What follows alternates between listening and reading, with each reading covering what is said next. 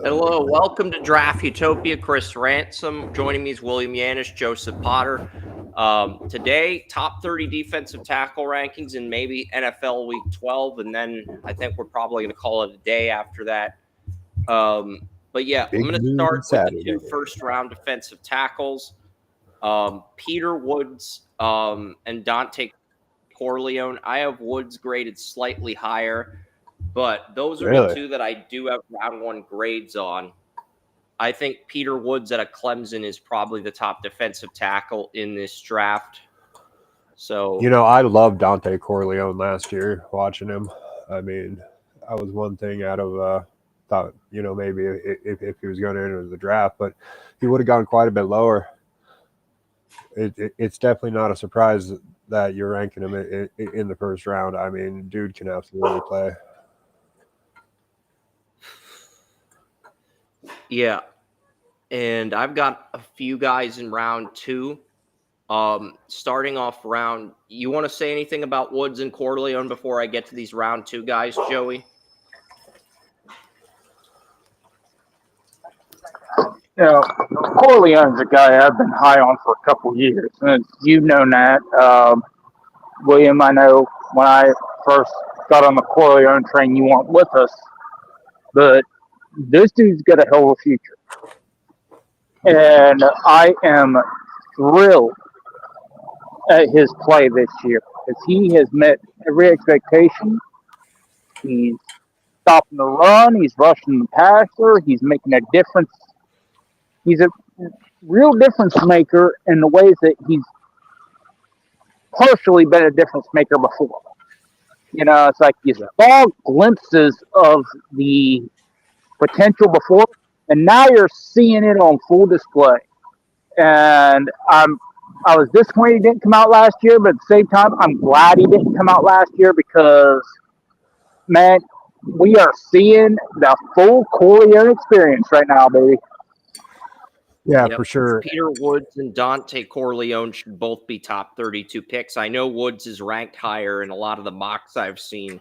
Corleone might be the better value pick, though. We'll see. But I think these two have the two highest ceilings. Go ahead, William. Oh, for sure. And just like Joey was saying, being a difference maker from the inside position, at three technique as opposed to in a 4-3 or 5 technique, it doesn't matter. I mean, being a difference maker at that position really says something, and it's something that's really valuable to a team. I mean, generally they're just stopping the run, plugging the holes. You don't hear much about them, but when you start hearing about them get sacks, and start actually depending on the run and just getting it all in one package, and that's kind of what I see in Dante Corleone, man. So I'll just say that. If you can find defense. We could look at, and William, to your point, last year everybody, including myself, was in arms about Mason Graham going top 5. We're like, he has to be Warren Sapp, he has to do this, and he has to do that.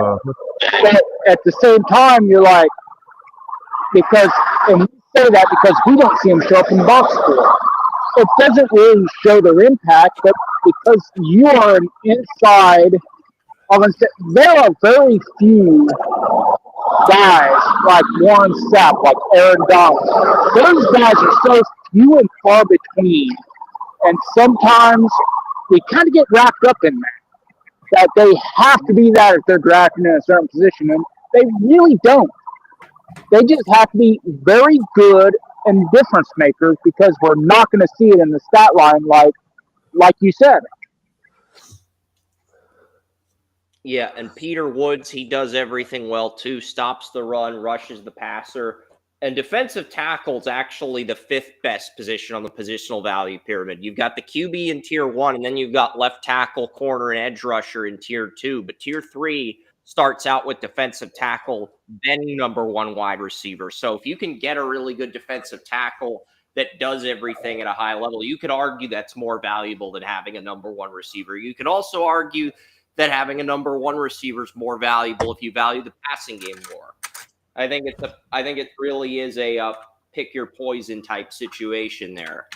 And Woods and Corleone are two guys that entered the preseason for me with round 1 grades, they still both have round 1 grades at the end of this draft process, end of the cycle. Well, we're not at the end of the cycle yet, but we're getting there. We're coming close. We're not there yet. The race isn't over, but at the same time, we're getting there. And once the season's over, Well, then the real fun begins, because then we get to the Underwear Olympics.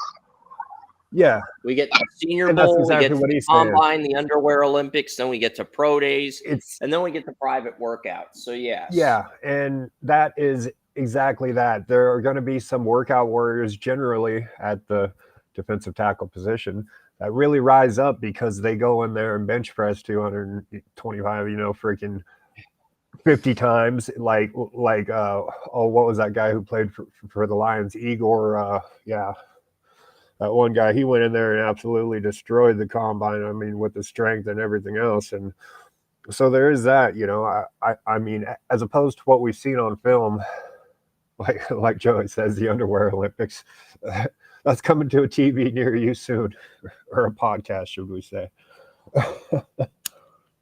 The first 2 Senior Bowl That invites. would be like doing the undie run on national television. It's like, come on, let's get it done. It's like, put on your best underwear, because you don't want to look good in your skin. You don't want to look bad in your skimpies. Make sure you don't have any tread marks. Anyway. We have 2 Senior Bowl invites that have been confirmed. The first one was Tanner Kozoil, the Houston tight end. That's my tight end, too, that William told me about earlier in the spring. And the other is Hezekiah Masses. He is a Cal Football Chud Bednarik Award watch list finalist at cornerback. So Hezekiah Masses, he's a cornerback. Can you say that 5 times fast, please? So those 2 have been confirmed as Senior Bowl finalists. Nice. Tanner Kozoil of Houston and Hezekiah Masses, the Cal Bears. Could you name Masses and his title again 5 times fast? Because that is a mouthful and a half. I mean, that's a mouthful that you put in and then you spit out half of it. I mean, please, name it all again. Hezekiah Masses. His first name is Hezekiah. Last name is Masses. Yeah, but He's a what's the other stuff you said? Yeah, but what's the rest of the stuff you said after that about all the rest of the stuff? Because you said it all together. So we're looking for you to say that together like you did the first time, and do it fast. Hezekiah Masses, cornerback Cal. He's the second confirmed Senior Bowl invite after Tanner Kozoil, who William and I both had on our radar very early in the process. We're not surprised that Kozoil's going to Mobile. Not at all. He is definitely one of the best tight ends in this draft. Right up there with Eli Stowers and what's the other one? It's too early in the morning. Max Clare, we're going to see him today in a few hours. Ohio State, yes, Michigan. And I love Max Clare too, but that's a whole other tangent. Tanner that dude from Houston. He is a true wide tight end. He can get in there. He knows his assignments. I mean, this is a guy that is a student of the game, and I love what he does, and I can't wait to get to the final evaluation that I do on him. My preseason, I have a 2nd round grade on him. We'll see if that pops up any. I mocked him to the Commanders in the first round at the beginning of the year, but if they take a tight end, if they take a running back like Jeremiah Love in the first round, they'll probably get their tight end in the 2nd round, because Zach Ertz is a UFA after this year. Yeah. So is John Bates the 3rd. And it doesn't mean Ben Sinote can't be tight end 1, but I think at the very least Washington will bring in competition for Sinote. Well, I'm looking at having another 4 first-round grades on tight ends, and that is something that is special, and it's really showing lately with all the 2 tight end sets. Chicago's doing getting Kmet in there as much as Loveland, and it's one of those And things, Williams I is believe. going to be in charge of the tight end rankings when we release the NFL Draft Simulator later this year. I will, and someone in the chat room is like, when are you going to start working on the WNBA Draft Simulator? That's coming. As soon as the Yes. MLS draft ends in December, I will start working on Yes. that. The draft order I was love it. finalized. The Yeah. draft order for the WNBA was finalized last Sunday. The Dallas Wings got the number 1 pick again. I'd imagine UCLA's Lauren Betts, 6'7" center from UCLA, is going to be the first pick this year. But there's also an international player that's only 19 years old that the WNBA is looking at too. I'm not going to get into that. We've got some second-round defensive tackles I need to get to. We'll start with the SEC. We've got 2 big guys. Georgia's Christian Miller and Alabama's Tim Keenan III. Christian Miller's considered the guy with the 3rd highest ceiling in this draft. Could sneak into the late first round. But Tim Keenan III really stood out because I saw a guy that could play 5 technique, 3 technique, 4 technique, really 0 technique, really a variety of roles regardless of where you can plug him in. And that's really what stood out with me. I know Tim Keenan III has missed a lot of time due to injuries this year. So that's something we're going to have to pay attention to. We're going to have to pay attention to his medicals. But if you watch his 2024 tape, he was fantastic. And that's why Keenan is not as good as those first 2 guys you mentioned, but at the same time, I can argue that he is more versatile than both of them. Is that fair? Yeah. Yes, because I have Peter Woods that comes at 1, Corleone Cincinnati at 2, Christian Miller Georgia at 3. I don't think his upside's as high as those 3, but I think you could argue he's the most versatile defensive tackle we've mentioned so far, Joey. I agree with that. And let's be honest, because right now, it's something I mentioned before, and I'll mention it again. There is a rise in that Jim Schwartz wide 9 style across the NFL. So versatile guys like him are going to be looked at, and people are going to say, I can put him on the opposite side of the guard. I can put him on the inside of the guard. I can put him right over top the tackle. And then we can put a defensive end wider out if, it suits the wide 9. And we know that style for the last couple of years has been coming back to the fold. So he gained value with that scheme. When you mentioned all those things about the wide 9, I mean, that actually coming from Philly, where the one name that really pops up when you're talking about that style of guy that can line up everywhere was Lucas Van Ness. And I mean, Yes. I watched that kid. He was absolutely phenomenal, man. I called him the Van Ness or the Lock Van Ness Monsters. What's the title of my evaluation, man? And yeah, that dude is something else, man. But yeah, that was just when you started saying all those things. That was the picture that popped in my mind. Was watching him play at Iowa.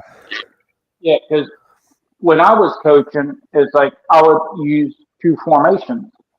I'd put them in a wide 9, and I would use the 44 because I was a big Buddy Ryan fan. And, Buddy Ryan was an aggressive SOB, both on the field as a coach and, well, he had a penchant for punching people. And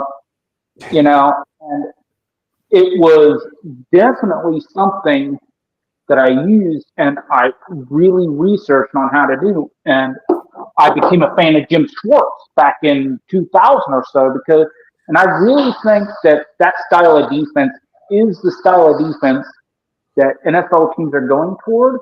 And Jim Schwartz was the pioneer of, because NFL players are more athletic now than they've ever been. And they need more space to operate. And they're more versatile.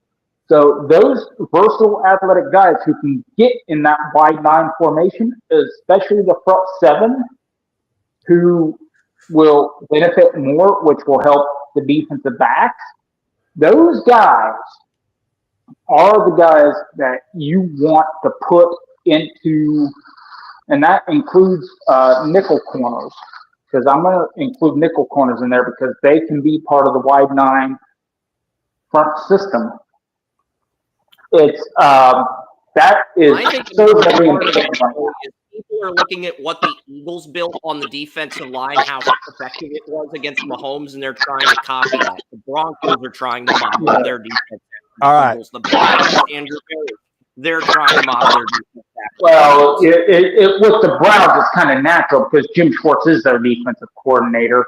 But you can look back and all the way back to the Lions when Jim Schwartz was head coach of the Lions. You'd say, "Oh, they ran a variation of the wide nine then." When people really didn't understand what it was, they said, "That's a great defense. They got a lot of rushing done."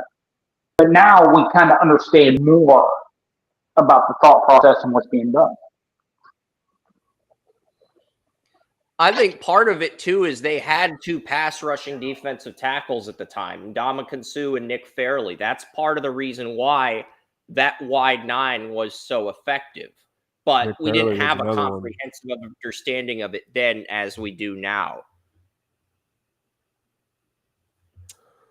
Yeah, looking All right, at my so I just posted my on the Facebook live.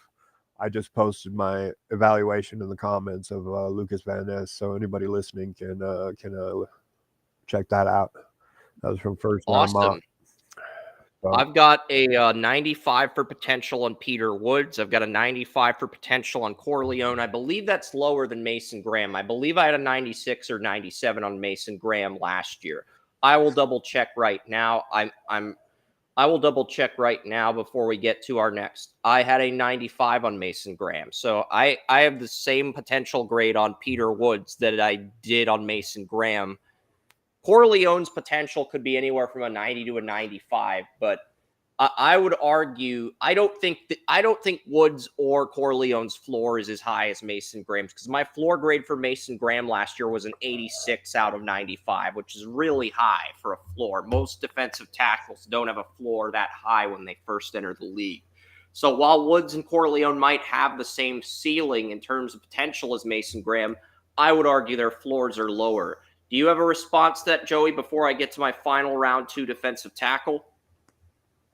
No, because I think Corleone is more of a traditional defensive tackle. I think he's got more.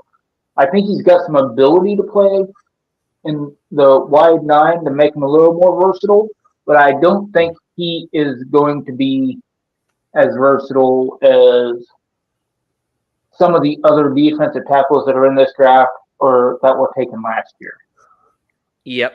I've got a 94 on Christian Miller and a 92 on Tim Keenan III. Final defensive tackle, the second round grade, I've got a 91 for 99 for potential on him. It's Iowa defensive tackle Aaron Graves. So this is the first Iowa player outside of their center, Logan Jones, that I have a second round grade on. So there are some players on Iowa and Jennings Dunker. If you go back to the offensive tackle rankings, I did have a late second on Jennings Dunker. 3 players on Iowa that I do have second round grades on. Logan Jones at center, Jennings Dunker at right tackle, and Aaron Graves at defensive tackle. I think those 3 players, and maybe Xavier Nwangpa, who came back to Iowa this year, those 4 players are really the heartbeat of Iowa's football team this year, William, because they still managed to win 8 games again this year, but they weren't as dominant as they've been in previous seasons, if that makes sense. Yes, sir. Yes, sir. I agree. But yeah, Aaron Graves is my final second round defensive tackle. Have you seen any bit of Graves, and you have any initial thoughts on him?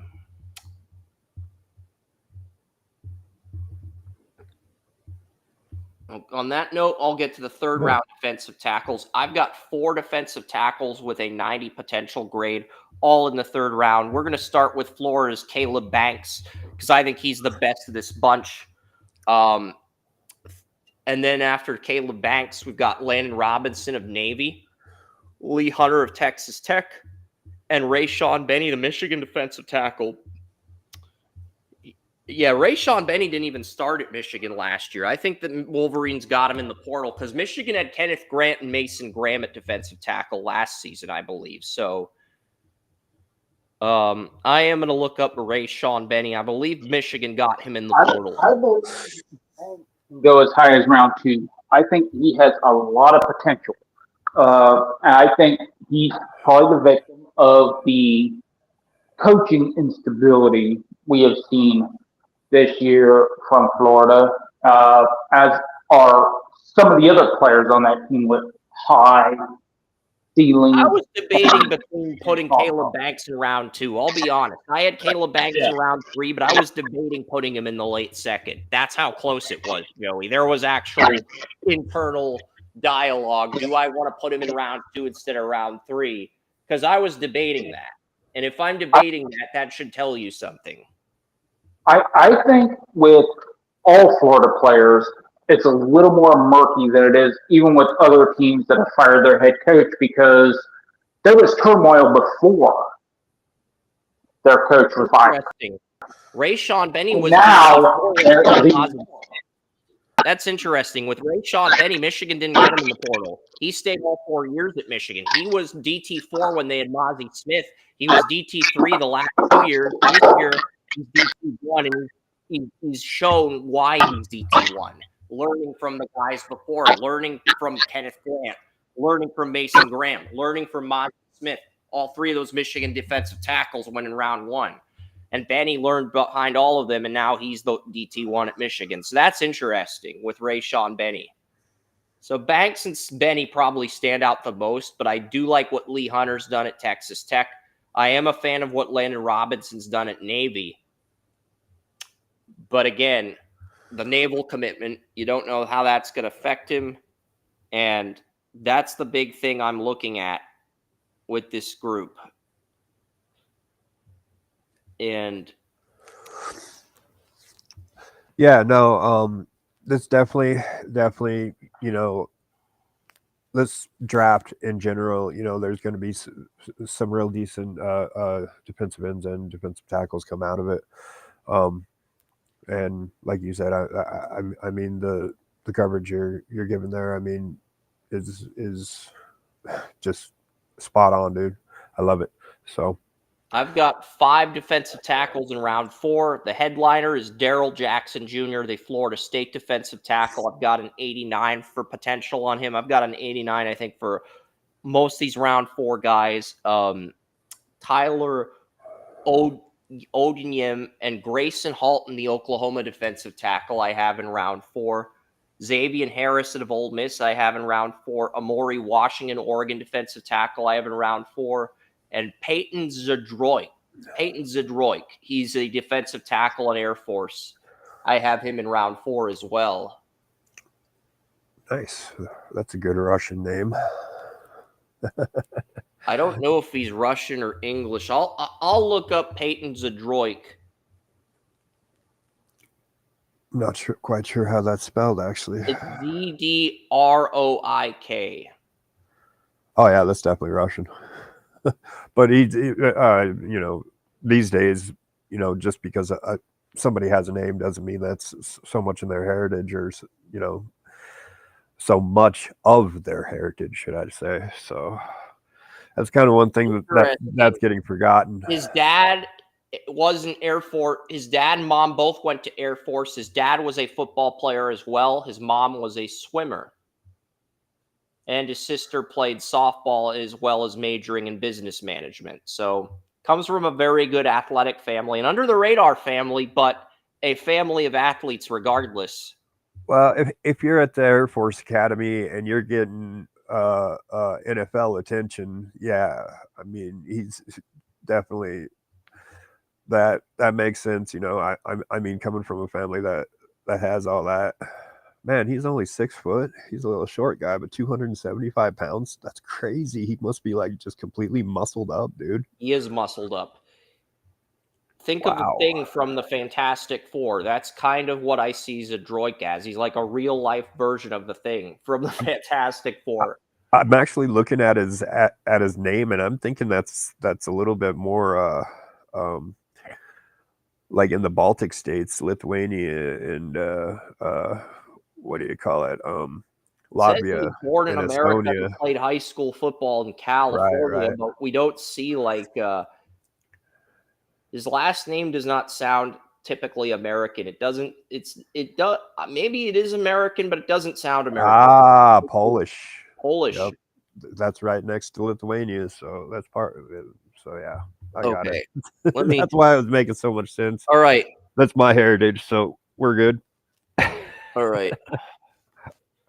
We got some okay, cool. I was just seeing what the noise was on Restream. All right. We're good in that respect. So that's round 4. You got anything you want to add to round 4, Joey, before I start round 5? Only a few 5th round guys. A good bulk of this. Only 4 5th round guys. Albert Regis of Texas A&M headlines round 5. Okay. All right. I'm adding you to the stream now, Joey. But yeah, we just got done with round 4. We talked about Daryl Jackson Jr., Grace Bolton, Davian Harris, Ole Miss. We talked about a lot of guys in that 4th round that have ability. Peyton Zadroik, Maury Washington, Oregon. Logan Harris is a guy that has the potential to get into day 2. He's 2. I mean, don't fool you. Don't let the school. He's an athletic dude, and Ole Miss does at times play a variation of what I talked about before, the wide 9. So I can guarantee there are going to be some teams that look at him and say, man, he might not be a star, but we can put him in a rotation, and we can really work with this. So he might get pushed up simply because of scheme fit and overall athleticism. So keep an eye out. Albert Regis, Texas A&M, I have in round 5. Dominique Orange is another guy I have in round 5. He really impressed me against Kansas State, but he did a much better job against Iowa. There are some people who out Orange in round 2 in their top 50. Dominique Orange of Iowa. The other 2 guys that I have in round 5 are he's a defensive tackle on Southern Methodist, and Zane Durant of Penn State. Durant is an interesting case because he does show flashes that he could potentially be a superstar, but then he will do something really freaking stupid and get beat. So he's a really interesting case. He'd be a good developmental player for anybody drafting in the late rounds. I agree with that. We've got a bunch of 6th round guys. We're going to start with Oregon. Bear Alexander. He's a former USC defensive tackle. He transferred to Oregon this year. He's my top 6th round defensive tackle. Damian Ilalio, the Kansas State defensive tackle, I told William about when we were scouting Austin Romaine, their middle linebacker. I have him in round 6. David Gusta, the former Washington State defensive tackle who transferred to Kentucky to replace Deion Walker. I have Gusta in round 6. Gabriel Brownlow, South Carolina defensive tackles in round 6. Gafa Faga, San Jose State defensive tackle, makes round 6. Skylar Gill-Howard, Texas Tech defensive tackle, makes round 6. Tyreek Tucker of Indiana made round 6, and Tucker was the final 6th round guy on this list. And that just adds to my questions. Why the hell would Bear Alexander go to Oregon, a place that is well known for creating busts in the NFL on both offensive and defensive side of the ball, and whose last 2 big-time prospects on the defensive line have been absolute failures? Now, they did have that one pass rusher that was pretty good, but even he didn't live up to the billing that he was projected at. So I have to question Bear Alexander because he went from a school that could potentially develop his athleticism to a school that is widely known for not being able to develop players. So I'm not sure about his decision-making process there. Yeah, I think he would have been better off staying where he was. Jamari Caldwell and Derek Harmon were both defensive tackles at Oregon last season. They're both starting in the NFL as rookies. I don't know how long that's going to last, but Harmon's starting next year, and Caldwell's the nose tackle in the Chargers. So we'll see how long. Yeah, because we all know the Chargers defense is hit and miss, especially up front. And I haven't heard anything about Caldwell, so Caldwell's starting. He wasn't supposed to start at the beginning of the year, but he's starting for the Chargers. So not Caldwell, the other guy. I haven't heard anything about him. He's playing next to Cam Ford and Keanu Benton. That's why. But yeah, if you're playing that. It's not that he's terrible. He just flies under the radar because he's playing with Cam Ford and he's playing with Keanu Benton, so he just flies under the radar as a result of that. Well, if you're playing beside Hayward, you're gonna be exceedingly better than you are because that's like playing beside Myles Garrett. It's like, you know what? I might not be as good as I think I am, but man, this guy makes me look damn good because he's getting all the attention. I mean, let's face it, no matter what we think of these prospects, when you're playing beside somebody who is an all-time great, well, you're going to look a hell of a lot better than you are. That's what people said about Hayward when he first entered the league, if you remember, because he was playing next to guys like Brett Diesel and Aaron Smith, and those guys were commanding all the attention at the time since the Steelers were coming off a Super Bowl loss to Green Bay. But then Hayward took the lead by storm. So we'll see what happens with Harmon. You're right. I was always high on Hayward, and a lot of it wasn't because of him. It was because I was a huge fan of his father, Ironhead Hayward. So I was huge on him then, but yeah, I will even admit a lot of that wasn't because of him. That was because, I was a huge fan of his dad, and rest in peace to that. Rest in peace, that big man, because Ironhead was one of a kind, and I think his son has done him proud. He's done a very good job, carrying on that legacy. No, because the Patriots' original plan in 2011 with 2 first-round picks was they were going to get Nate Soldier and then they were going to get Cam Hayward. But the Steelers ended up picking Cam Hayward after they traded that second first-round pick away to move up for Nate Soldier, and they couldn't get Hayward. And Belichick's thought process wasn't wrong, but he probably should have picked Hayward first and then got left tackle.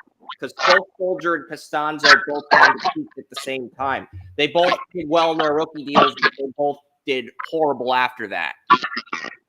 So his thought process was right. It was just the, the was wrong. Yeah. And that's the draft for you. It is. I mean, it's definitely a crapshoot. William, is it not a crapshoot?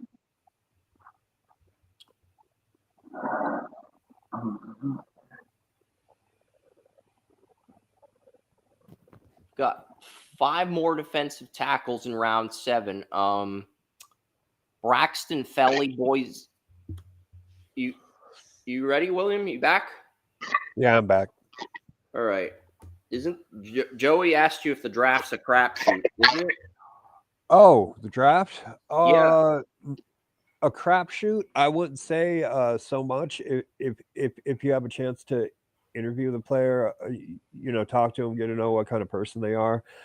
That's the one thing that is lacking. It's still, watching the stuff on film, everything still pops up on the film, but in lesser quantities, like what's going on in his head. If he's gonna, be a troublemaker or maybe how smart he is. I concede it's Russian roulette. Yeah. It's Russian roulette. Just spin the gun and see if you get hit. Okay, so I'm saying that it's Russian roulette when it comes to being in a draft room, when you have different people wanting, pounding the table for a different guy, and you can just take all their ideas, they're going to draft one of them and spin it. That's Russian roulette. And if the owner is involved, and the owner, when the owner is involved, then it's okay. Well, I'm going to make this PG-13 real quick. When the owner is involved, you're fucked. It's simple. Pretty much, yeah. Pretty much. When the owner gets involved, it's like, well, somebody's going to have to take the fall for this if it fails, and Dave so where's Tepper the gun is terrible. Somebody made a Tepper is pancake that terrible. looks exactly like the New England Patriots logo. So I am admiring this pancake. Dude, let me see. You got to post that on Facebook. I got to see this. The Patriots logo shaped like a pancake. I will post it I will send it to you right now. There you go. Which logo? The Patriots logo. Which one? The New England Patriots. Someone made a pancake of the New England Patriots modern day logo. Modern day, okay. I was going to say, if it was that guy down in a crouch, I'd have to be concerned. Oh, shit. Anyway, sorry, guys. Yeah, it's just the reaction there. I was surprised, too. The pancake, why is the star from the Patriots logo black on the pancake? I do respect I spit the out fact my that they made a sausage, man. I almost spit out my sausage when that came out. All right. I'm good now. All right.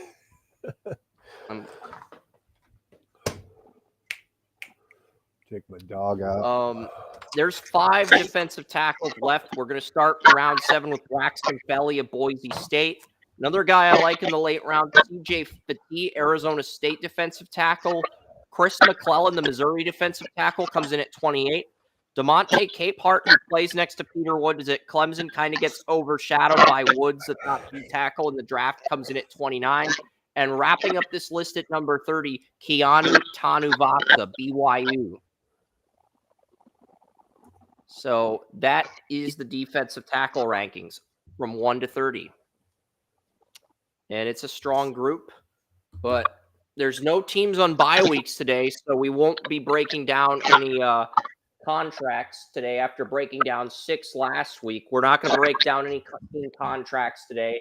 And then the final bye week is next Saturday. So we'll have the top 30 outside linebackers and the top 30 outside linebackers and the top and the remaining teams on bye weeks, which I believe are the Panthers, Giants, 49ers, and Patriots. So we'll start with the Giants next week, and then we'll work our way up from the Giants to the Panthers to the 49ers to the Patriots. So Williams, 49ers, and my Patriots will wrap up that list next week.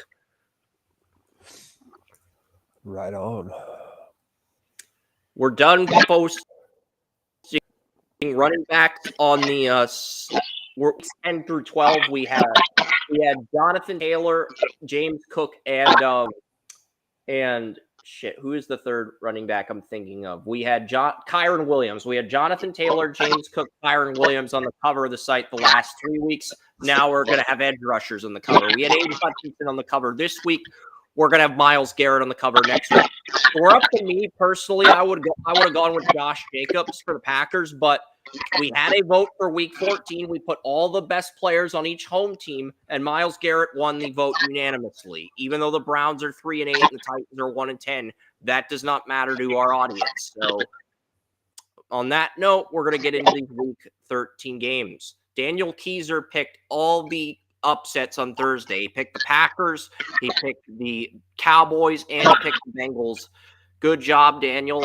Nope. Outside of Williams, only person who picked the Bears was Oren. So Oren is now tied with me.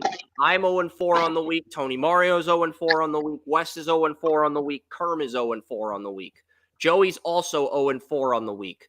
So you can roast me for being 0-4, but you can't roast William for being 0-4 because he actually picked the Bears to win. Man, it just sounds right. It's no fun roasting William. It's really fun roasting you.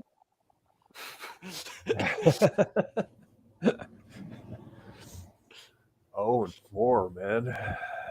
All right. Ugh. So on this note, we'll Everyone, start man. with the Sunday game. It's the Rams. They head to Carolina to take on the Panthers, and I am feeling a little upset alert. Ooh. I'm taking the Carolina Panthers and Bryce Young to defeat the Rams. I am taking an upset here, and I like the Panthers 27-24 to beat the Rams. They will hand the Rams their third loss of the season. I'm the only person picking the Panthers, by the way. Everyone else has the Rams winning. So I love the upset, dude. That's a good one because I can see it coming. The Rams they're about due for one of these. Be like, yeah, we're gonna get through all the rest of the offseason. Not reckless with the support cast and the trash. We're gonna get through actual one. Because if the performance is someone trolling or is Joey listening to a sportscaster on a radio station? Oh, I'm a sportscaster. I'm trying to get the volume down to where it's not going to get picked up by you guys. You know, just to Yeah, just because barely get in there. yeah, if the volume's too loud, we might get a copyright strike against us if they hear Yeah, if the people in the radio station hear us. Oh, you'll never get a copyright strike from G. He's already said you'll never get a copyright strike from him if it accidentally picks up or if any of his stuff goes because he is 100% behind independent content creators. Awesome. So, That's great. so you won't have to worry about it. I just don't want it to interrupt the broadcast as a whole. That's fine. Yeah, and the Rams are playing at an unreal level right now, but the thing with the Panthers is 1 week they play like crap and the next week they are lights out. And this feels like a lights out week, and then they'll revert to playing like crap after. Because that's the thing with the Panthers. 1 week they will play lights out like against Atlanta or against Miami, and then the next week they'll play like crap. So they're very streaky in that respect. hey! Wait a minute! What is that? What's the date today? November 29th. You know, I totally had the Panthers. You had the Rams when you texted me, but I'll change your pick to the Panthers if you'd like. Well, that's what I'm looking at. It is the text that I sent you. You did have the Panthers. Okay, let me did. double check. Good to say what. Anyway, no, the Panthers winning. You know, I mean, Bryce Young, even though like there was last week when. Okay, you do have the Panthers. I'll change that right now. I didn't notice that. My apologies. I didn't notice that. That's on me. But Bryce Young can play at an efficient level in this league. I don't think he's gonna wow anyone. Obviously, I mean, I was kind of the first one really saying this about Bryce Young in the draft cycle, and I originally had him undrafted in my preseason evaluation. I ended up with him at a third round level, but I almost feel like with all the media and maybe the people that I was hanging around, that I was almost maybe pressured into giving Bryce Young that third round grade. I believe he can be a game manager, but that's all you're going to get with him. But he is capable of going out there and winning some games. If his teammates, should I say, are up to it, but I'll just leave it at that. Yeah, I've got to see 1 or 2 more dominant games for Stafford to give him the MVP. I still think it's Drake May. I mean, last year Josh Allen was playing 9 times, Patrick Mahomes 6, Lamar Jackson 5. The QB that's won player of the game the most times this year is Drake May at 4. But Stafford 3, Mahomes 3, Baker Mayfield 3. Stafford just beat the pants off of Mayfield, so that bumped him ahead of Baker. And I would bump Stafford ahead of Mahomes right now. So Stafford would be number 2 for me behind May if I have to give a quarterback MVP. But I honestly think Jonathan Taylor should be the MVP, the Colts running back. Yeah, Jonathan Taylor has been absolutely spectacular this year on a historic level. It's like one of my coaches and myself were talking about him the other night. First of all, so much when you got freaking the guy that's getting 3 touchdowns a week in your backfield. It's like, what is the major malfunction there? That this dude he is playing out of his mind right now. Yeah, Jonathan Taylor, if he doesn't win MVP, he's probably going to be Offensive Player of the Year, I would think. But I would give him both awards, honestly. And if I have to give a QB MVP, I'd go May by the slimmest of margins right now. Slimmest of margins. These next 4 weeks are really going to test Drake May, because Will Campbell's not eligible to come back from IR. But we are going to get Jared Goff in the Bills game after the bye week. I think Drake May, in his first 2 years, he's had a variety of coaches, he's probably been the best coach player as a young quarterback you could possibly get. Alex Van Pelt was great with mechanics. Then he gets Josh McDaniels, who comes in there, and we all know how great Josh McDaniels is in an offensive quarter. His quarterback coaches have been great, and now he gets a head coach that has been considered one of the best in the NFL for years. You know, it's like this dude has been set up. He already had the skills, but he's been set up with coaching over his first 2 years. Probably be the next superstar quarterback to come into the league. Yeah, I mean, he's just had everything fall into place perfectly for him. And Caleb Williams and Drake May were my top 2 QBs in 2024. And the top 2 coaches on the market this year were Mike Vrabel and Ben Johnson. Ben Johnson goes to Chicago. Mike Vrabel goes to New England. And both those teams that had good young QBs got coaches that elevated them.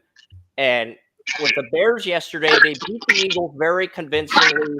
Ben Johnson did his best because there was a player on Hopkins that took off their shirt after beating Vermont soccer, and then Ben Johnson did the same thing in the locker room after beating the Eagles.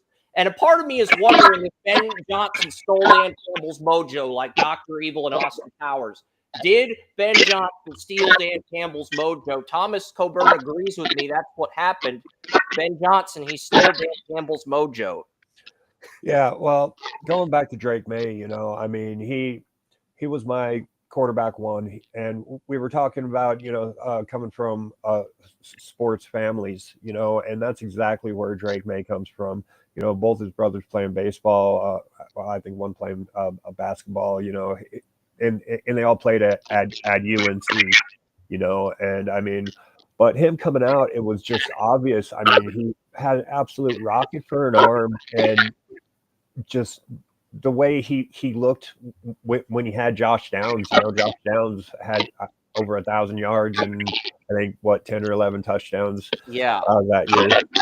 And I mean, it was obvious that this was your QB1. Caleb Williams is obviously talented. However, it was everything else screaming. It was like, wait a minute, you know, this guy is going to get torn apart, you know, and he tries to play this hero football. It's like, you can't do that. It's like, this isn't college, you know, playing that hero shit just looks bad, you know. You can come in there, use your talents that you have, you know, his God-given talents, which he has many of them, you know, but it just wasn't up there. And, you know, Jaden Daniels, every time I thought maybe I was going to put a first round grade on him, he would do something that would absolutely just make me cringe, you know. And then, you know, that lanky, long body that he has and taking these hits. It's like, you know, Cam Newton outweighed him by 40 some pounds and was taking the same hits, but Cam Newton was getting the first down. He was getting the touchdown. Jaden Daniels is getting stopped dead in his tracks and taking the same hits. He's not getting anywhere, and his body isn't going to handle it. Everyone talked before the draft about how Cam Newton's career wasn't going to be that long because of how he played, and that was obvious, man. He didn't make 10 years, you know. And I agree. Jaden Daniels is going to do the same damn thing if he doesn't learn to duck. You can't be doing that, man. I mean, right now it looks like 4 QBs from last year's draft are going to get second contracts. Caleb Williams probably will get one. Jane will get one. Jake May will get one. Bo Nix, I think if Bo Nix wins the playoff game, he'll get one. Right now, I've got him on the 50 tier, but if he wins a playoff game, I think he does get a second contract. It's just that. All right, man. So Bo Nix and the Broncos have won something like, what was it, 7 or 8 straight games. Bo Nix and Jaden Daniels. Bo Nix had better numbers, did everything better. Can you save this rant for the Broncos game? Huh? Broncos play the Commanders in the Sunday night football game. Can you save this rant for that game? Yes, I can. I can definitely do that. However, I'm just saying Bo Nix is good, man. Bo Nix is good. All right. He beat Mahomes in Denver this year, so he did take a step forward, which is what I wanted to see before I said we put him in the second contract tier. Penix is going to have to dominate like Daniel Jones to get a second contract. McCarthy, forget it. McCarthy is not being a tier tender. He's more likely to be memed or turned into a Beavis and Butthead meme than to get a second contract. The McCarthy meme is taking a life of its own. Okay. If Spencer Rattler gets the hell out of New Orleans, free Spencer Rattler, that should be a hashtag. I'm going to actually use that because, their coaching is absolutely terrible. As soon as I knew that, when you said that they had first string quarterback playing first down, second string quarterback, and so forth, that's absolutely crazy. It's like, what are you doing? Well, Kellen Moore's offensive coordinator is Garrett Nussmeier's dad, Doug Nussmeier. Yeah. So Garrett might end up in New Orleans. Just saying. If he ends up in New Orleans, oh man, I don't know.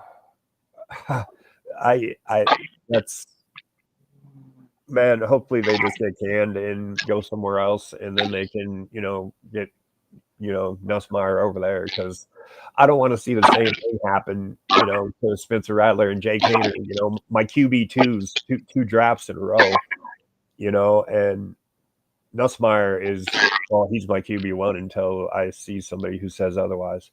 Yeah, Mendoza only ended the season with 3,001 passing yards, and while he's my QB2, I have Beck as QB1. The only reason I moved Nussmeier down to 3 was because he got benched. LSU game. Well, that's the point too, and it's kind of really bad how these players are getting treated, and when it doesn't work out, they just end up getting canned. These NFL teams use them for other reasons than just quarterback, just to get put asses in the seats, that kind of thing, and too much sometimes, man. Yep, we're gonna get some Niners Browns. Joey, you've been very patient. I commend you for your patience, and we're gonna get to Niners Browns. Williams Niners, Joey's Browns. This is gonna be today, tomorrow. I think the Niners have a ton of injuries on defense, and that's going to end up hurting them. Mikael Williams is out for the year. Mikael Williams and Joey Bosa are both out for the year. So I do think that does hurt the 49ers. I like the Browns in the upset. This is going to be a close game. Just with the defenses, how they are. The Niners, I mean, they have, kind of had their guys stepping up behind, what's going on, and the Niners are playing really well.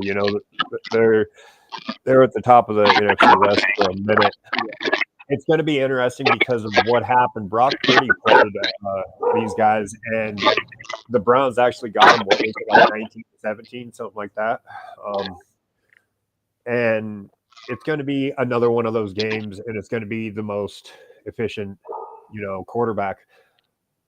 And I don't think the Browns have that efficient of a quarterback. I think they have, themselves somebody, trying to get in the spotlight and do things that just aren't that great. And the Browns have surrounded them with plenty of skill position players and plenty of defense to give him a good team to lead. And it's now or never for sure, because I mean, he's got a chance.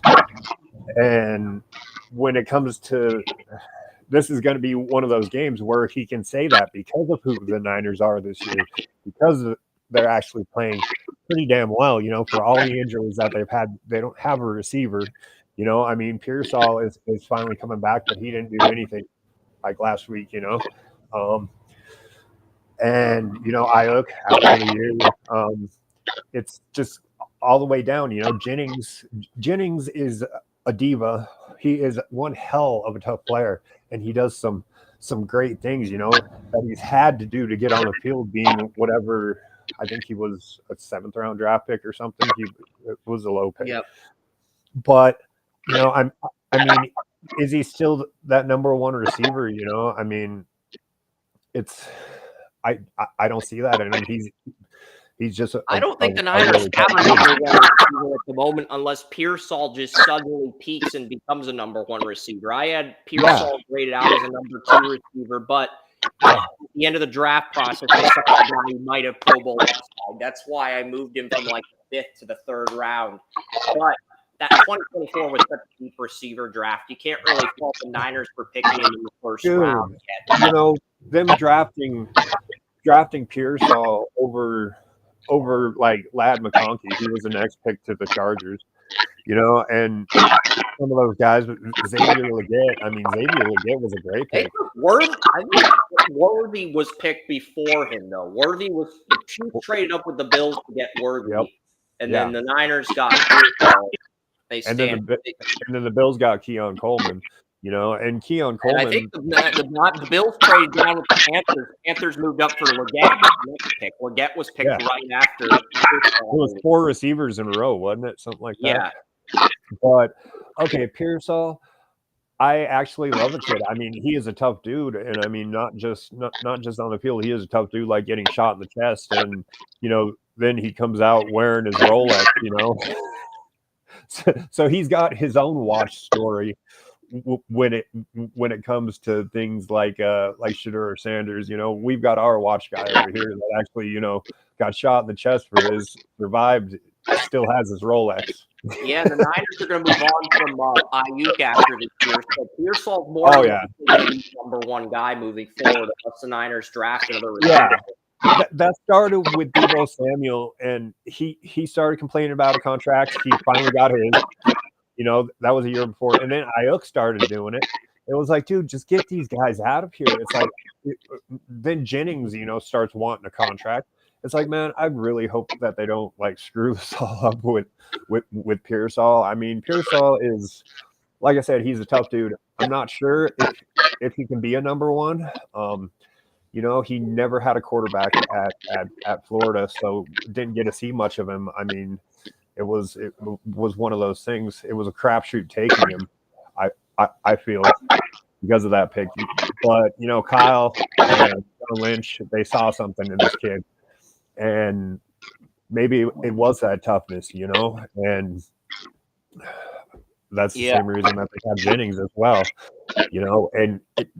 But those are the guys playing, and it's like, of course, Kittle is just centerpiece in that offense, and McCaffrey, but McCaffrey's still averaging less yards than he ever has, Yeah, but here's an interesting stat. Jim Schwartz is 9-1 all time against Kyle Shanahan. Really? And yes. Whenever they've coached against each other, Schwartz is 9-1 all time against Shanahan. And it's not just that. Shanahan won the last. Just to support Chris's stat there, I'm pretty sure Shanahan won the last one against Schwartz. And that's where the one comes in. I thought the Browns got 49 2 years ago when that they was played. One that I was talking about, wasn't it? It would have been when Purdy was playing, or Purdy got hurt. I thought Jake Moody missed the kick. I thought Jake Moody missed the field goal, and that's how the Browns beat the Niners 2 years ago in Cleveland. I think the 49ers won the last one, and the Browns won the one before that. And both had Schwartz as the defensive coordinator. Or am I thinking too far behind? I'm thinking too far back here. I'm going to Google 49ers versus Browns history, football database. Like I Yeah, said, they were Browns doing won 19 versus 17. on 10/25, 2023. That was a Jim Schwartz coach game. The last time the Niners beat the Browns, it was 2019. I do not think Jim Schwartz was on the Browns at the no, time. he wasn't. So it's like, so when was the loss? Because I know it was 4 or 5 years ago.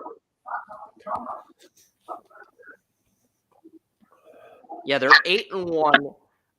It would have been the Eagles.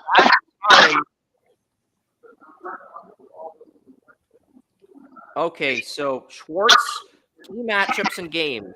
Schwartz's Titans held Shanahan's Texans in check in 2016. Schwartz's Eagles held Shanahan's Falcons in check. Schwartz's Eagles defense defeats the Shanahan's 49ers defense in 2017, 2020. Schwartz's Eagles defense beats Shanahan's offense with the Niners. I'm trying to acknowledge when the long when Shanahan beat Schwartz.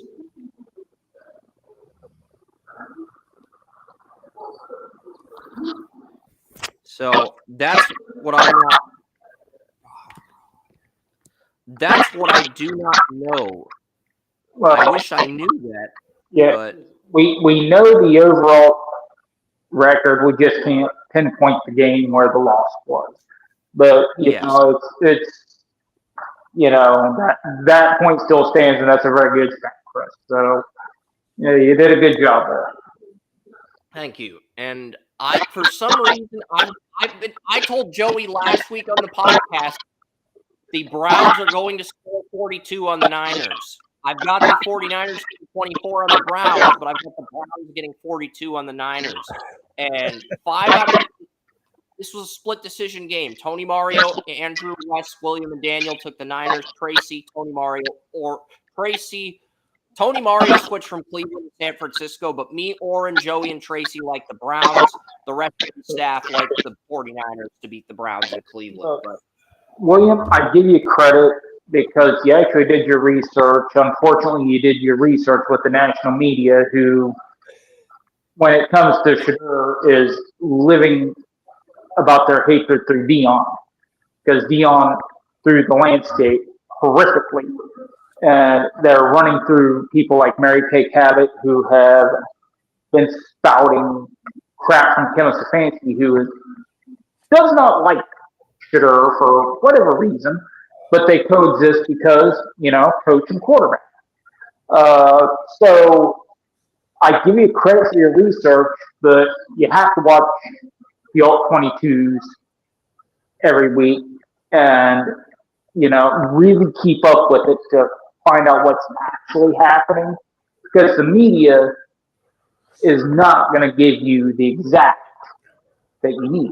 But you did do the research. So The media is not what I'm going through. The media, I have watched Barry Sanders for 3 years worth of football. And check this out, man. When I first started playing football, I didn't have the right names. So they wouldn't let me play quarterback. So I really got into playing safety and linebacker on defense. And, when I ended up as backup quarterback, but I realized what I was doing because I had learned it first on the defensive side of the football. So I was actually reading the defense ass backwards because of where I was playing. And I caught Shadur doing this. And that's part of the reason he's reading the defense from a defensive back's point of view, and it takes that much longer. I didn't laugh because of what you were saying. I laughed because of the way you put it. It was a very unique way of saying it, and so I was laughing because of how you said it.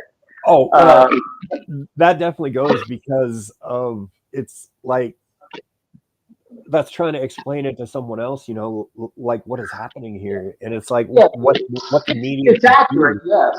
Yeah, it's accurate, yes. The way you said it was just, it was entertaining at the same time. So just make sure you copyright it because somebody else is going to steal that shit. Um, the I'm feeling a second rookie from the Browns is going to be player of the game because we've only had one Browns player, Judkins, win player of the game this year. Only one rookie on the Browns won player of the game. Well, here's the thing. Over Grant Delpit in week 3, I didn't. Here's the thing.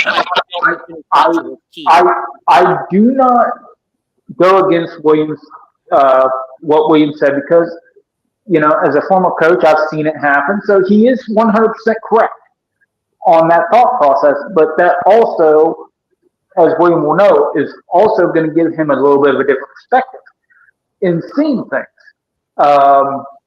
Because he was seeing things from his dad's eyes while being behind quarterback. So that makes it a little different. But at the same time, I see where Williams coming from. But my thought process is, he's going to get better week by week. And I think the two keys this week are going to be Quinshon Judkins and Isaiah Bond. And let me explain. Because Judkins is a touchdown machine. That's why when people are making a big deal about taking Shedeur Sanders off the field for the Wildcat and the red zone, I'm like, you got potentially, not 100%, but potentially offensive rookie of the year if he continues on this trajectory, and you're not going to give him the ball. It's like, that's stupid. He's scored 3 touchdowns twice this year. I think, or 3 touchdowns and 2 touchdowns, something like that. We've had 6 running backs win player of the game this year, and neither of them are the first-round running backs. There were 2 first-round running backs, Jinky and Omarion Hampton. Yeah. And we had 6 running backs win player of the game this year. Judkins, Freddie and Henderson of the Patriots, Jaquavian Marks, Hampskins of the Giants, Jaquavius Marks the Texans, and then Monaga of the Bears and Frosty Meredith Commanders. That's 6. That is exactly 6 rookie running backs to win player of the game this season. And I say Isaiah Bond because 7 times this year I've counted watching the All-22, he has run wide open downfield. He has been hit 1 time, and that was last week when Shedeur hit him on that 54-yard play. But he has had 7 times where he's been wide open. 6 times, I could say with confidence, he would have gotten a touchdown. Now, that said, last week, that Raiders player reached out one hand, got his ankle, got him down at the 1 or 2. I give the Raiders credit. I give the defensive backs credit. They never gave up. And they probably kept points from going on the board. And that is 100% credit to them. I will never say otherwise. We're going to give credit where credit's due. But I think if Isaiah Bond gets open again, well, one of these times, Shedeur's going to hit him because just because Dylan Gabriel didn't want to throw a deep ball doesn't mean Shedeur's not going to. And then we're going to start seeing the deep ball come more into play. Then we're going to see Judkins be able to run a little bit more. So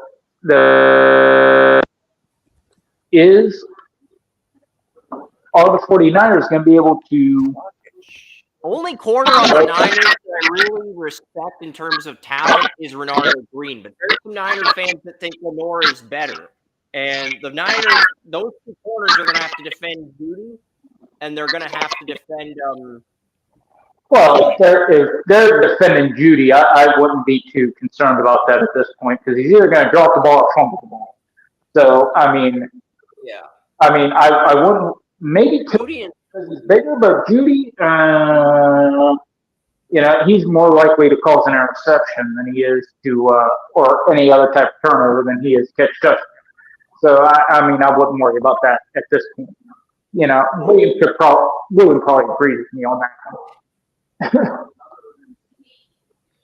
Damn, the Browns cannot get out of Judy's contract. If they buy out Judy, they lose cap space in 26 and 27.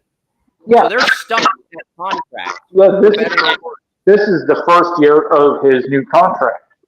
So, Judy is better off as a number 2 receiver. Yeah, right now he is a number 1.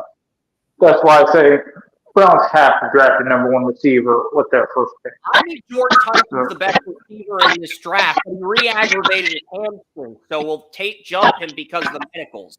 Yes, I still think because he's the best he had a receiver in the hamstring. draft. You re-aggravate a hamstring. He had hamstring issues his entire career. So, yes, absolutely. Because if you can't keep your hamstring in and you're an NFL player, man, you can't stay on the field. So, absolutely. So, if I'm the Browns, absolutely, I trade a first and a third if I have to go up and get Tate.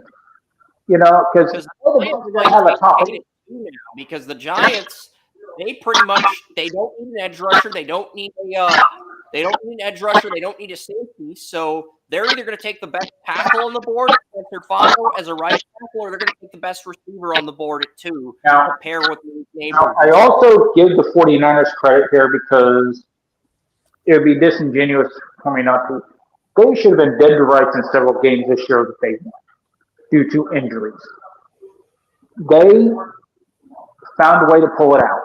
So I do give them a lot of credit for what they've been able to do this year. Like the game against the Rams, which we listened to on the radio on the way back from the Guardians playoff loss to the Tigers, they beat the Rams on Thursday Night Football with Mac Jones. That was a big win. They should have 5 wins this year. But they have pulled out of their ass that they shouldn't have been able to do. So I give the 49ers a ton of credit. Losing to the Browns because the matchup says the Browns look better against the 49ers matchup-wise is not, that's not indicative of what they're going to do. They're probably going to get to the NFC Championship game again this year. But this week, because I think it's a blessing in disguise that Shedeur Sanders had a rough first outing against the Ravens. Because the Ravens licked their chops. What's Jim Harbaugh known for? Blitzing rookie quarterbacks in their first start. Well, Shedeur came in at halftime. He wasn't in the first start. He wasn't even playing with his own playbook. We're going to blitz him until he can be blitzed no more. Well, that's the Ravens. That's what the Ravens do. And so I think that helps the development because his ass kicked week 1. The 49ers don't really have a good dime corner. Up and out's the nickel corner, and I think both Jabari Thrash and Bond are going to have in the matchups against Scout and whoever the Niners' number 4 corner is. Thrash is weird because I love Thrash, but at the same time, there are games when he looks great. They just don't throw the ball to him. And there are games when it's like, is he playing? Yeah, he's been out there for 30 snaps. Okay, what did he do? 2 catches for 12 yards. Okay, come on, guys. Come on. Larson and L. Williams both tore their Achilles, so I actually think this is a rare occasion where the Browns tackles Cam Robinson and Conklin actually have success. This is a rare instance where they dominate the one-on-one matchup, and that's why I've got the Browns with 42 points. That would be really sad. That'd be really sad because those guys suck ass. So William, if the Niners can't do something, I don't know what to tell you. They've got to be able to do something because they're not going to get worse than what they're facing this week. So they've got to be able to do something. Yeah, well, I'm sure this is a trending pick for everyone trying to talk Shedeur up and everything else after that terrible outing that he had. You know, and I really don't think that it's going to get a whole lot better for him because of the of what he is doing. You know, but the one thing is that the criticism that Brock Purdy has been getting as of late, whatever the hell that noise was, that's like the third time I've heard it. Anyway. That's probably my headset starting to die. So Brock Purdy has to, you know, so many people are criticizing him, and it's just because they don't like him because they were wrong about him. You know, he's an easy target to say, oh, if he has a bad game, well, everyone has bad games, you know. But Brock Purdy, last time they played, he didn't do much of anything. Their offense didn't do much of anything. You know, Christian McCaffrey didn't score a touchdown last time. You know, I'm not a Brock something. I like Brock Purdy. I actually like Brock Purdy.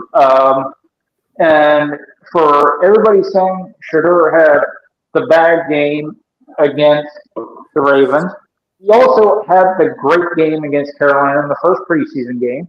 He had the bad game against the Rams when he was playing with guys that are working at Arby's now. You know, and then he had a good game last week. So for me, I'm just saying he's a rookie quarterback learner, and he has shown enough to show that he belongs. Now, what will happen with that, you know, is my big thing is he going to continue to develop? Now, we've seen Cam Ward, he ain't played great ball either. So, who is Arjun? So, you know, maybe it's this rookie class overall. I don't know. But I'm going to say this is like, William, you're going to be right, or I'm going to be right. I'm not looking for superstar status. I know some people are. But the bottom line is, I'm looking for improvement.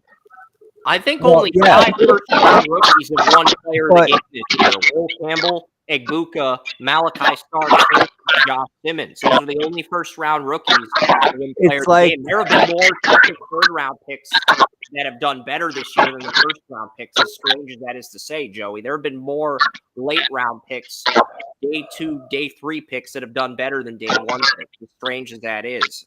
Yeah, well, get back to what Joey was saying. You know, Bill Parcells once said, you know, no one stays the same, or you either get better or you get worse. And that's what you have to look for in these players. And like you said, everyone is looking for him to become a superstar because that's what the media was touting him as. The media does these things, and players come out of nowhere. But this guy, obviously, you know, he had the name to have the hype. Everything else, he plays to have the hype. He was putting up video game numbers, you know, at Jackson State, and turn Colorado around for whatever that is worth. You know, the thing is, you know, I saw things like I mentioned, Caleb Williams, you know, and where was I going with this? You know, some of the things that were coming up for him. I just had a brain fart. It's too early in the morning. And Shedeur comes in. What he does is, like I said, reading the defensive backwards, it takes him twice as long. And like I was saying about Caleb Williams playing the hero ball, trying to make it look good. Well, I saw Shedeur out there, and he was literally taking sacks, you know, to where his completion percentage wouldn't be hurt, and he wouldn't be throwing the risk of throwing interception into coverage. He wouldn't throw the ball away. He would literally take sacks because of that. You know, it was padding. That is I don't think he was padding the stats, but that is a legitimate concern. I think, and something Chris and I talked about a couple of years ago, because I've watched Shedeur since he was a senior in high school. Yeah. So I understand some of the criticisms of that. I think some of it was the offensive lines he was dealing with. You can say everything you want about um, Dion and his recruiting and what he's done. One thing he has not been good at recruiting is offensive line. I don't care whether you're at Jackson State or you're at Colorado. Jordan Seaton's the one good lineman he recruited, but the other lineman he got in the Oh, okay, he had one good lineman out of 4 years. That's not a good ratio. Okay, and I don't put that on Shadur. Shadur ended up with bad habits because he was used to having to play hero ball because what the hell else is he going to do? Get sacked? Well, he did that anyway. You know, it's he had no running game. He had no offensive line. And quite frankly, I think that makes him uniquely qualified to play behind this messed up offensive line the Browns have. But at the same time, I can see your criticism, William, because there are right there are areas where he created bad habits. And maybe at Colorado those bad habits he felt were needed, that they're not going to fly in the NFL. And that's the big thing he's going to have to overcome because we've seen him stand tall in the pocket and throw nice balls. We have seen him escape and throw amazing balls, but we've also seen him, as you said, play hero ball, where he ends up discombobulated because he's looking for something that may not be there and takes a sack. And I think that is that's a direct process of playing for teams that they didn't have running games, they didn't have offensive linemen, and he got into bad habits. And bad habits for a quarterback, they're harsh. You and I both know that. They're harsh. And they're going to be under the microscope a lot more than bad habits for, say, offensive guards. And that's 100% true, man. I mean, the one thing that I feel that Shadur has to overcome to succeed in the NFL is getting out of his father's shadow, breaking, because there are going to be things that are going to happen to him in this league, like, getting benched or something else after he gets in. And the way he responds to it is going to be that. And he has been absolutely smothered by his father as a kid. He's never been away from him. That's why as soon as he gets away from him, he gets a speeding ticket. And then, he doesn't go to court and he just thinks he's untouchable. And that is going to be his downfall if he doesn't get away from it. I mean, that is a very good point, and I think he has already started to do that because he has. It's like the press conference last week. I don't know if either of you heard it. Somebody asked him a stupid about his relationship with Kevin Stefanski off the field, and he said he looked at that reporter and said, "You're just trying to stir trouble." He completely shut that down. He wasn't going to, because they were talking about sabotaging. He said, your supporters say Kevin Stefanski sabotaging me. And he's like, just trying to stir trouble. He's already started that maturation process. Now, to your point, how long is it going to take? Well, how long is it going to take? And with that whole thing, man, all he had to do was write the judge a letter and say blah blah blah, make it to where he could get a date to where he could come in. People don't realize they can do that, with a speeding ticket or something like that. All he had to do was write the judge a letter when that warrant got issued, because he didn't show up. Write the judge a letter, say, hey, put this on a date. Would you please do that? Quash the warrant. you can do that. And every time I've ever done that, it's happened twice in my life. And the judge quashed the warrant and gave me a date. It was like, okay, but it's the point that he needs to get away from that, because of the way that those things happen and the way that he responds to them are going to define his career and define who he is as a person. I mean, they're going to affect his career on the football field, and getting out of that shell also goes for what happens on the field in situations like this. If you were to stop, get in an argument with this coach or something along those lines, he needs to, be able to handle that. And I just feel that is one thing that is going to, define whether he is a boom or a bust player. It's just getting away from his father. That is the point of being a young man growing up. And that's what we're going to find. I've been bored and patient. I'm on the brink of losing my cool, but I'm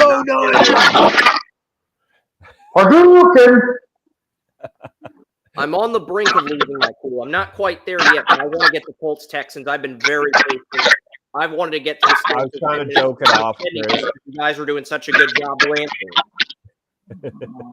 All right. Let's get to the next one, man.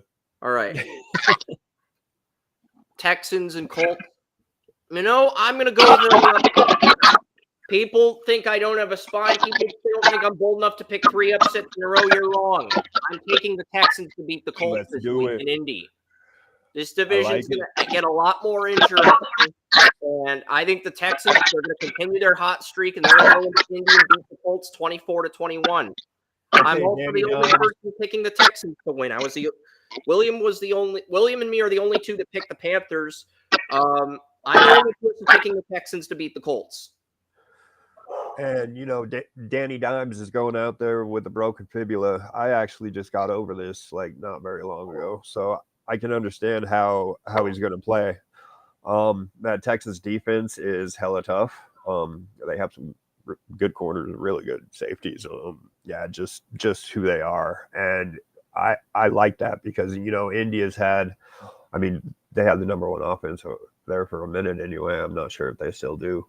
But what they're doing, and Danny Dimes, as soon as he signed there, I'm like, he's going to do good at Indy, and this is going to be one of those games that's going to really define that season, because where the Colts are headed, and it's going to be probably their toughest game of the year.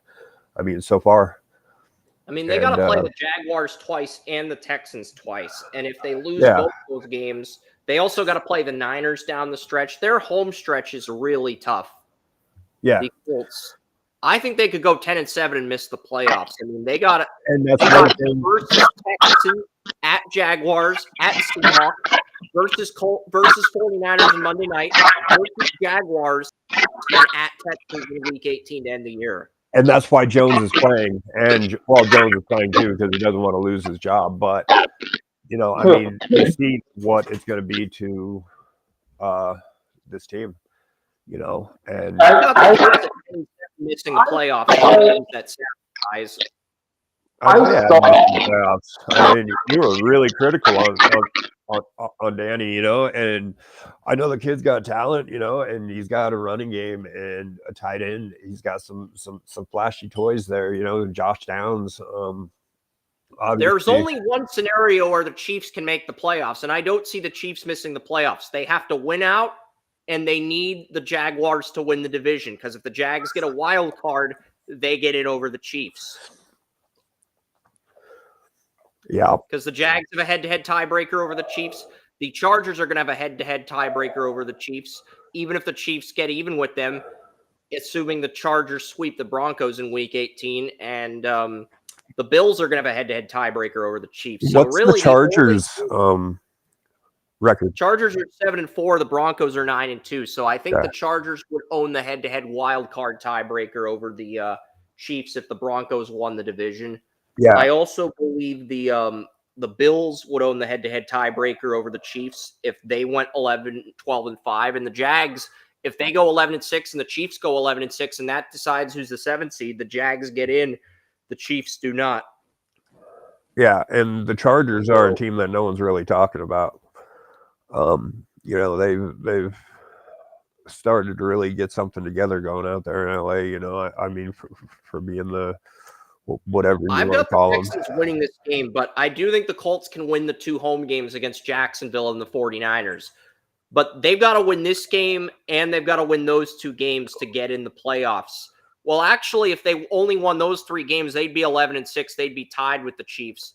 So they're going to have to win 4 of their next to make sure they get in over the Chiefs. They're going to have to win at least 4 of their final 6 games. They're going to have to, Yeah. and you get versus Texans, at Jaguars, at Seahawks, versus Niners Monday night, versus Jaguars, at Texans and Houston to end the year. You've got to win 4 out of 6 of those games to get in over the Chiefs as the last wild card if you don't win the division. Well, versus the Colts, this is the point where Stroud has to start showing why he was picked so high. And I Instead think of he just does. going He's through the coming back motions. from a concussion that is less severe than coming back from a fractured tibia. So I think Stroud has the advantage in that respect. I think the AFC wildcard situation is as weird, maybe stupid as you'll get. Because when you have the Bengals, Browns, Jaguars, and a few other teams that have underperformed this year still there, well, that makes it a little stupid. Nobody's pulled away. That's the problem with the wild card. Nobody's pulled away. Yeah. Usually in most NFL seasons, there's one wild card team that's pulled away. Nobody's pulled away yet. Yeah. And there's some teams that have, defenses that no one's talking about, have the ability to compete if they can, have the quarterback play that they're something, and that is the Texans. And they get Jimmy Ward back this week. Yeah. This will be the first time all year the Texans have a defense at full health.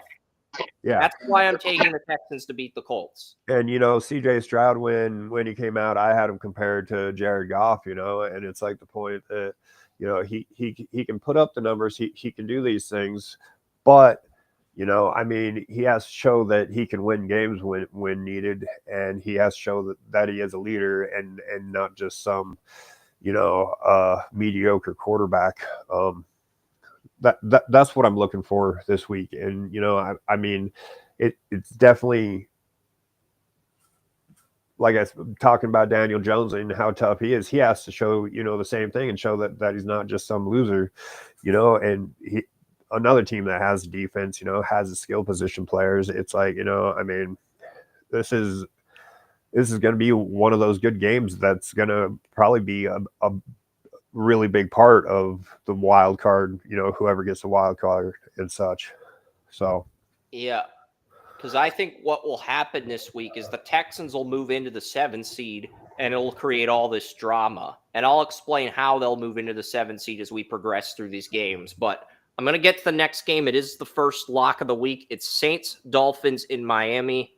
Everybody's got the Dolphins. This was the first lock of the week this week. There's only 4 locks this week. This was the first of those locks. I've got the Dolphins winning 31-13, trouncing New Orleans. So that's exactly what it's going to be. And the Dolphins have to show that they're, doing something, after having so much of a shakeup that they've had, in the front office so far this season, and coming out and picking on a team. This can be, one of those, tune-up games for them to actually come back and change how their season's going, or what is happening there in Miami, and they've been obviously picked on by a ton of people, and they need to show something here. And I feel that they will. Going to come out with that offense and just absolutely. We talked about the Kellen Moore and the Saints coaching earlier, and yeah, no, it's probably going to be bad. Like you said, it's going to be a blowout. We'll say, give me 41-17. Only 2 players in the Dolphins have won player of the game this year. Jordan Brooks in Week 8 against the Falcons. In the other 3 instances, it was Devin Achane. who is the player of the game for the Dolphins. So neither Tua nor Waddle is one player of the game yet, as hard as that is to believe. Yeah, and Devin Achan is man, I loved him coming out of Texas A&M, and he's probably going to get a second contract. You could argue whether or not he deserves it, but he was my running back too that year. I was talking about him. Zach Charbonnet was number one, and I mean, this kid, anytime he touches the ball, he can score. I mean, it's just that simple, and his football speed is faster than the 4.3. He looks like a 4.2 guy when he's on the field and he takes off. I mean, yeah, and I mean, like I said, I had him a lot as a top 45 pick, and I actually thought maybe he could break the combine record for speed, because I mean, this kid, I love Achan. Yeah. So. I mean, first time I saw him pop in the NFL was the game where the Broncos gave him 70. I was going to say, dude, that game was unbelievable. He took off, 2 or 3 times? He had freaking huge plays, man. Dude is, and well, that's why. Achan is electric. Now, what he does with the electricity, I'm wondering about, because I think he still needs a little bit going on there. And maybe, just maybe, he needs a better quarterback in that room working with him. So there are a lot of maybes there. There are a lot of... But Tua's going to remain the guy as long as Mike McDaniel remains employed. There's talks that the Dolphins are going to keep Mike McDaniel after this year. They've already decided they're keeping him, which means Tua's going to well. Yeah, that makes me groan. I'm pretty sure that makes William groan. It's like, I love McDaniel, but he needs a change of. Yeah. He definitely does need a change of scenery. I think he needs to go back being offensive coordinator for a year or two. Kind of like Mike Vrabel did. He went and was an advisor for the Browns for a year. Just took a year off. Decompress. Just get back to good old fashioned coaching for a year or so. Just slow it down and then come back and you're off to the races. But right now it's like, dude, your message is getting lost. Your thought process is stale. It sounds like Austin Jackson, who's been dealing with a toe injury since week 1, is set to make his first start of the season in week 13. So that's going to make things a lot smoother for the Dolphins offense, because Austin Jackson, he's Tua's blind side since Tua throws with his left hand. Yeah. So getting him back, who hasn't played all season, that is huge for the Dolphins. That does help, yes. Having your blindside protector back. It's just, I think the message from Mike McDaniel's been lost. And I think that's the big problem. And when you have a quarterback that is as limited as Tua is, because let's face it, Tua doesn't have the strongest arm. He has benefited from Mike McDaniels for a few years, as well as the receivers that have been put forward. I think at some point there's gonna be an icebreaker. Something's gonna break the ice, and I think Mike McDaniels has held things together as well as he can for as long as he can. And I think there needs to be a new voice. And if that new voice can't put these things together the way Saban did, the way Mike McDaniels has, I think it's going to be the end for Tua. But I just think it's lost. I think the message has gotten lost. Is that fair to say? Yeah. Well, Ross believes McDaniel can still succeed. Stephen Ross, the owner. So the owner believes McDaniel's the right guy. He's going to remain the head coach throughout the rest of the regular season, and it sounds like if the Dolphins end the year on a high note, they're going to keep him and they're going to keep Tua. Well, they have to do something about what they got going on defense, and I mean on offense. Like I said, between all the skill position players they have, it's absolutely insane. But they need to handle that shit. It's if they're gonna believe in him, they also gotta have, like I said, have him develop that part of the team or get somebody in there that'll help him with it. That's probably the best thing. Get some defensive coordinator in there. Somebody who can be assistant head coach, whatever, and handle all the stuff. So Mike McDaniel can just concentrate on one side of the ball, to where they're not. Just being a one-dimensional kind of team. I mean, things have to change. Well said, William. And I will add one additional thing. Mike McDaniel's got to change his wardrobe. He looks like a homeless guy that somehow makes $1 million a year. It's like, change your wardrobe, dude. You don't get those aviator glasses and the freaking knickers from, the Knickerbocker tales, Frederick Knickerbocker running around. You just, dude, change your wardrobe, please. Please? Well, here's probably why the Dolphins didn't fire Mike McDaniel. The associate head coach, the assistant head coach is running back Eric Studsville. Maybe the Dolphins don't have a lot of confidence in Studsville as the interim head coach, but that's who would be taking over if McDaniel got fired. Yeah, and he was a player? He was a linebacker, I believe. That sounds about right. I don't know a whole lot about him, but yeah, things. Better hope he knows something about it, or they need to give him more control, or replace him something. Yeah, because I think what it is that the Dolphins are just using. They want the offensive mind that they know, because both the youngest Clint Kubiak, and Tommy Reese were both in the mix. So they want an offensive mind to run the ship when you're hearing those two names come in. But I think they just figured that Mike McDaniels, the devil they know is better than the devil they don't.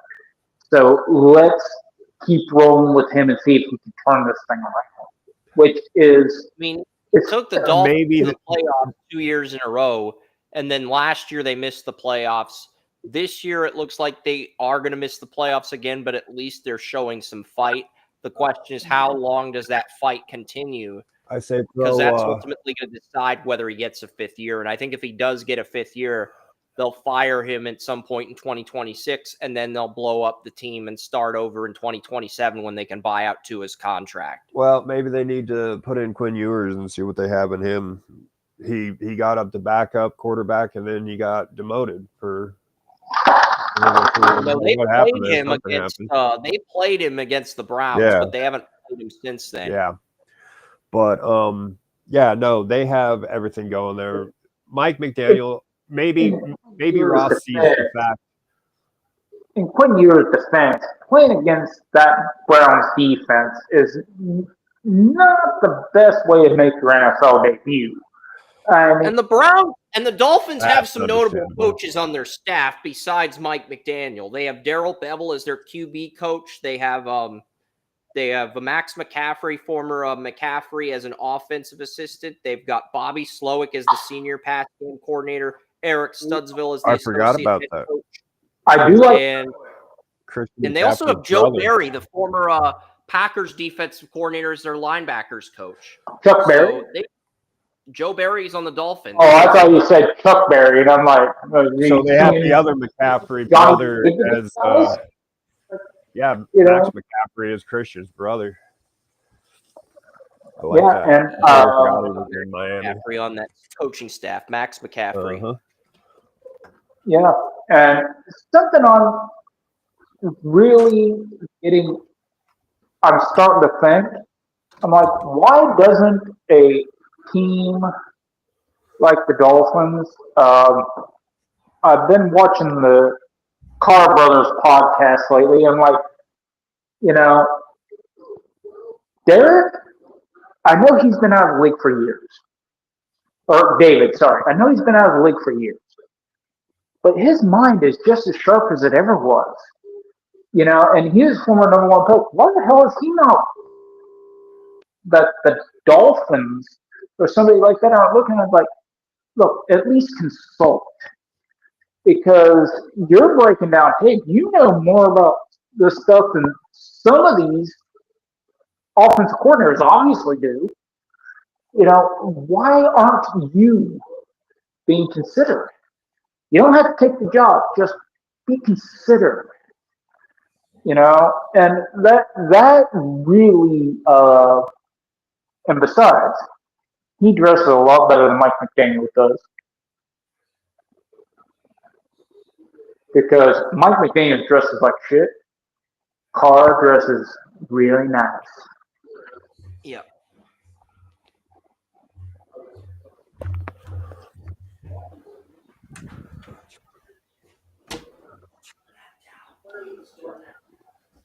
All right, we headed on to the next one. Who's up? Yeah, we're moving on to Falcons Jets. Falcons versus the Jets. The roast of the Miami Dolphins is over. We are moving on to Falcons Jets. I love Mike McDaniel, but damn, bro. All right, I'm done now. Okay, so we got the Falcons. They're playing the Jets. Drake London's out again this week, but I don't have any confidence in Tyrod Taylor. I don't have any confidence in Tyrod Taylor. I think Kirk Cousins gets the job done again. Most of the staff feels that way, but this was a split decision game. Me, Orrin, Joey, Kerm West took Atlanta. Tony, Mario, Tracy, William, and Daniel Keyser took the Jets in the upset. So this wasn't as much of a lock as I thought it would be. This is more of a split decision game, but both these teams are desperate for wins. And it's not a primetime game, right? No, it's not a primetime game. So Tyrod Taylor for me. To the Falcons. Yeah, Tyrod Taylor for me. I do like Tyrod Taylor. I do like his game. I've always liked his game. I've always liked everything. But every time he heats up, he gets injured. I can remember when he was a rookie, he was heating up. The Jets were going to bench Fields after the week. The Jets were going to start Tyrod Taylor against the Bengals, but he got injured that game, and that was the only game the Jets won. It's the same thing. You start to heat up with the Browns, he got injured again. Then he starts heating up for his next team. He gets injured. For the Chargers, he gets injured in the second game, and Justin Herbert has to start that game. Yeah, and now he's well past his prime. And that was the same thing. Baker ended up sitting out a game in the opener in 2018 for Tyrod Taylor, and then he got his first start by week 2 or week 3, I believe. Yeah, but now Taylor's past his prime, and it's like I love his game accuracy. I love the way he plays, but at the same time, it's like you're past your prime. You're massively injury prone. It's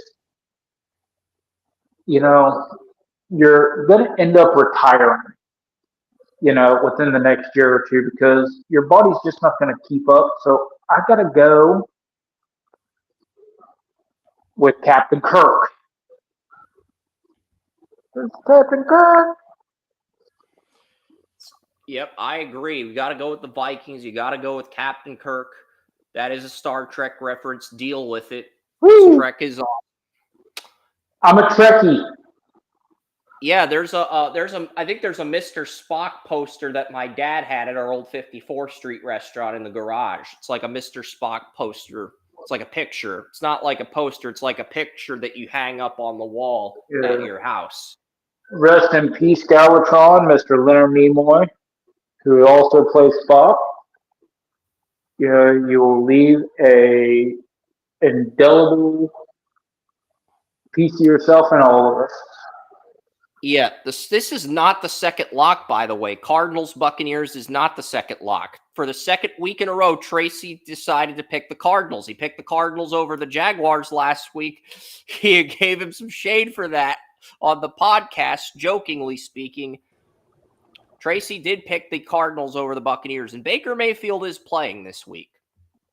So That's good because I did read that he had a sprain in the same joint that he messed up with the Browns, and so that worried me a little bit because that was a massive injury that should have kept him out for the season. So that is very encouraging that it's not as bad as I read it was going to be because that would have been devastating to not only Baker but also the Bucks as a team. So that's really good, and I'm good for him. Second yeah, half. I like the Buccaneers 24-20 in this one. I think they win this game. I would have picked the Bucs even if they had started Bridgewater.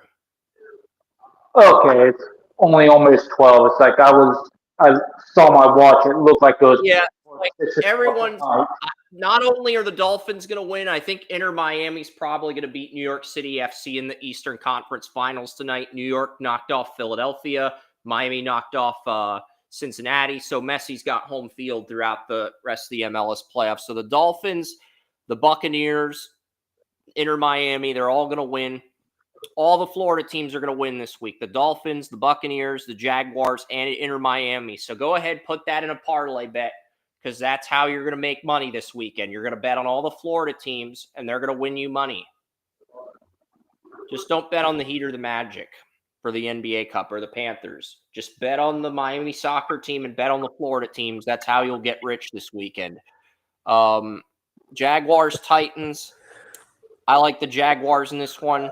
I was tempted to take the Titans. I said Cam Ward's second win would come against Seattle in the preseason. I picked the Seahawks last week, though. I wasn't stupid enough to take the Titans after the whole Calvin Ridley injury. But Cam Ward easily had the most potential of any quarterback in this draft. So, I didn't think I thought Shedeur Sanders was the best quarterback, but I conceded that, Cam Ward would be the number one pick because he did have the most upside. He had massive. I thought Shedeur had a higher ceiling, but I didn't think he'd reach it. And I don't think he's going to reach it. But at the same time, I can't dismiss him this early in his career. I'm on the opposite side of you then because I thought Cam Ward had a far better upside from as much as I watched him. So I'm kind of disappointed in Cam Ward because I thought that because he could throw from different angles with his arm, he did show a little bit of that Patrick Mahomes thought process, and he does have such raw athletic ability. I thought that he would come out. Yeah, because I had Ward maxing out at like a 91, and my upside grades for the QBs, I think I had Dart, I had Shedeur, and I had Gabriel all in 93 for potential. But I figured only one of those three would reach their ceiling, and it would probably be Shedeur.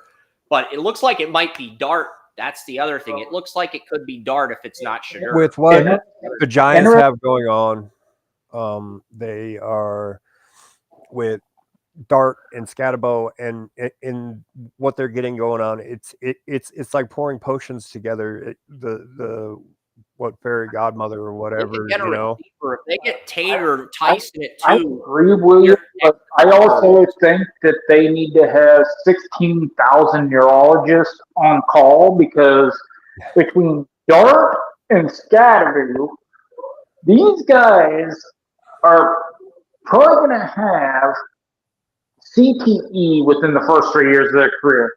It's like, dude. Well, Dart in his film knocked off. Like, I don't know how many times I watched his college film because I watched a ton of Jackson Dart, and I love the kid. But like I said, he needs to learn how to duck. It's like, guys, just keep them from blowing their heads. Duck. Spin. Do not run head first in traffic. For the love of God, it's But like none of you are going to reach your potential if you are out of the league in 3 years. yeah, but look at their skill positions that they have there. They've got Malik Neighbors. I mean, Theo Johnson is really underrated tight end. I mean, he's already in there, doing everything that it usually takes, 4 or 5 years for a tight end to fully understand. And I think he's only in year 3, something along those lines. And he's, from tight end U, Penn State, but the magic that they have going there can be captured. And you're 100% right that they need to not get hurt. And the way Scatabo plays, he's not one of those players that, I mean, that was a freak accident that happened. This isn't one of those players like Mike Allstott that every time he hits, you're hearing like crunch and, bones freaking rattling and that kind of stuff. He still plays like that, but it's different, it's not that much of an injury thing. This was an absolute freak accident. I mean, the kid hasn't been hurt hardly ever in his life, and but like I said, man, the point I was getting to was that magic can be captured there, and hopefully it is. Jackson Dart has the heart, I mean, like Scatabo, like Steve Smith, like some of these players, it only comes along every once in a while. Tim Tebow had that kind of heart, that can come in there and just absolutely win a game. And that's where these two guys are, that they have that. Joe's Scatabo shown the absolutely reason he has. drafted Jackson Dart is he thought his ceiling was in the same tier as guys like Patrick Mahomes, Josh Allen, Lamar Jackson. He thought his upside's that high. I don't think it is, but at the He same had the token, ability. Go ahead. Sorry. I mean, I don't think Dart's upside's on par with guys like Mahomes, Allen, Lamar Jackson. That's all. I'm not saying he can't get there. I'm just saying I don't think he's that good. Yeah. I don't. I had him when I first started watching him with the 3rd round grade. Moved up to the 2nd. I was on edge of putting him in the 1st, and something happened his the last year he played, whatever it was, call it a senior year, but his confidence wasn't there. It was weird. He was going through something in his confidence, because this is a guy, like I mentioned so many times, went toe to toe with Jaden Daniels and won in that absolute shootout versus LSU, and he does it just so well. But that finally came back when they put him with Scatabo. You could see that he was back to that guy that I wanted to put in the 1st round so bad. But by the time, his confidence was so thrashed, I figured, I mean, there's something wrong here. He needs to get that back. If he gets that back, he can easily be a 1st round quarterback. I don't, like you mentioned, maybe not up to the level of Mahomes and those kind of guys, but who really is, I mean, This is a guy that can come in there, win games. He can do things. I mean, he's a smart quarterback. He has that fire. I mean, he just had so many of those intangibles. Quarterbacks from this draft are going to see a 2nd contract, but I don't know which 2 yet. I was thinking it'd be Ward initially, but I'm starting to wonder if Ward's only going to get 1 contract now, because that thought hadn't entered my mind initially, like Joey said, but now it's starting to enter my mind now that Ward might only get 1 contract. Cam Ward as well. He ended up with a late 1st round grade for me. It was I kind of had him figured as a high 2nd rounder, maybe. It was one of those things. He was kind of right on edge. He had the ability, but there were still things that were missing that he needed to work on. And I don't feel, like I said, that he was really worth the number 1 pick. Of course, Tennessee had to get, quarterback, and it wasn't QB I had a 1st round grade on. To be fair, he was the only QB I had a 1st round grade on. Yeah, And I figured he could come in and, like I mentioned before, talking with Daniel Kelly, you know, I don't want to leave him out of the conversation because it was there that he's a Jalen Hurts type of quarterback. You know, I mean, of course, Jalen Hurts now has unbelievable skill position players, you know, and is doing those things and has grown into it. But, you know, it took him a while to get to that point. And, you know, if Ward does that, which he absolutely can, it'll be great, you know. But Titans feel like a reboot from the ground up, though. They need help at offensive tackle. They need help at edge rusher. They need help at corner. They traded McCreary away. They traded Brownlee away. They need help at receiver if these rookies don't develop under Cam Ward. you know, They need help everywhere, and Ward may end up being the fall guy if they can't get help for Cam Ward everywhere. That's the unfortunate thing. yeah, for sure. You know, this is the team that traded, you know, AJ Brown for Traylon Burks, you know, that first round draft pick, you know, and it was like, well, it was the whole team is just not. I kind of feel bad for some of these quarterbacks that get in positions like this, you know, that land in a spot where they need everything, and it's like, what do you do next? You know, I mean, you just got to hope he hangs on and that develops. was the situation David Carr was dragged into with the Texans, Absolutely. Tim Couch with the Browns, Joey Harrington with the Lions. Cam Ward, it feels like he's being dragged into the exact same situation. You could argue Drake May during his rookie year with the Patriots was in this situation, but at least they got a left tackle and Will Campbell. They got the right free agents. They got Henderson in the draft. They got some pieces to make the situation salvageable, and they upgraded the coaching staff at a lot of key positions to ensure May's success as well. But you could argue Drake May's rookie year, he's in that his supporting cast was just as bad as those guys. But May's shown a lot of growth in year 2 as well, and we're going to need to see that from Ward if he's going to succeed next year. But yeah, for sure. I've got 28-14 Jaguars over the Titans. If Joey does rejoin through the chat room, let me know.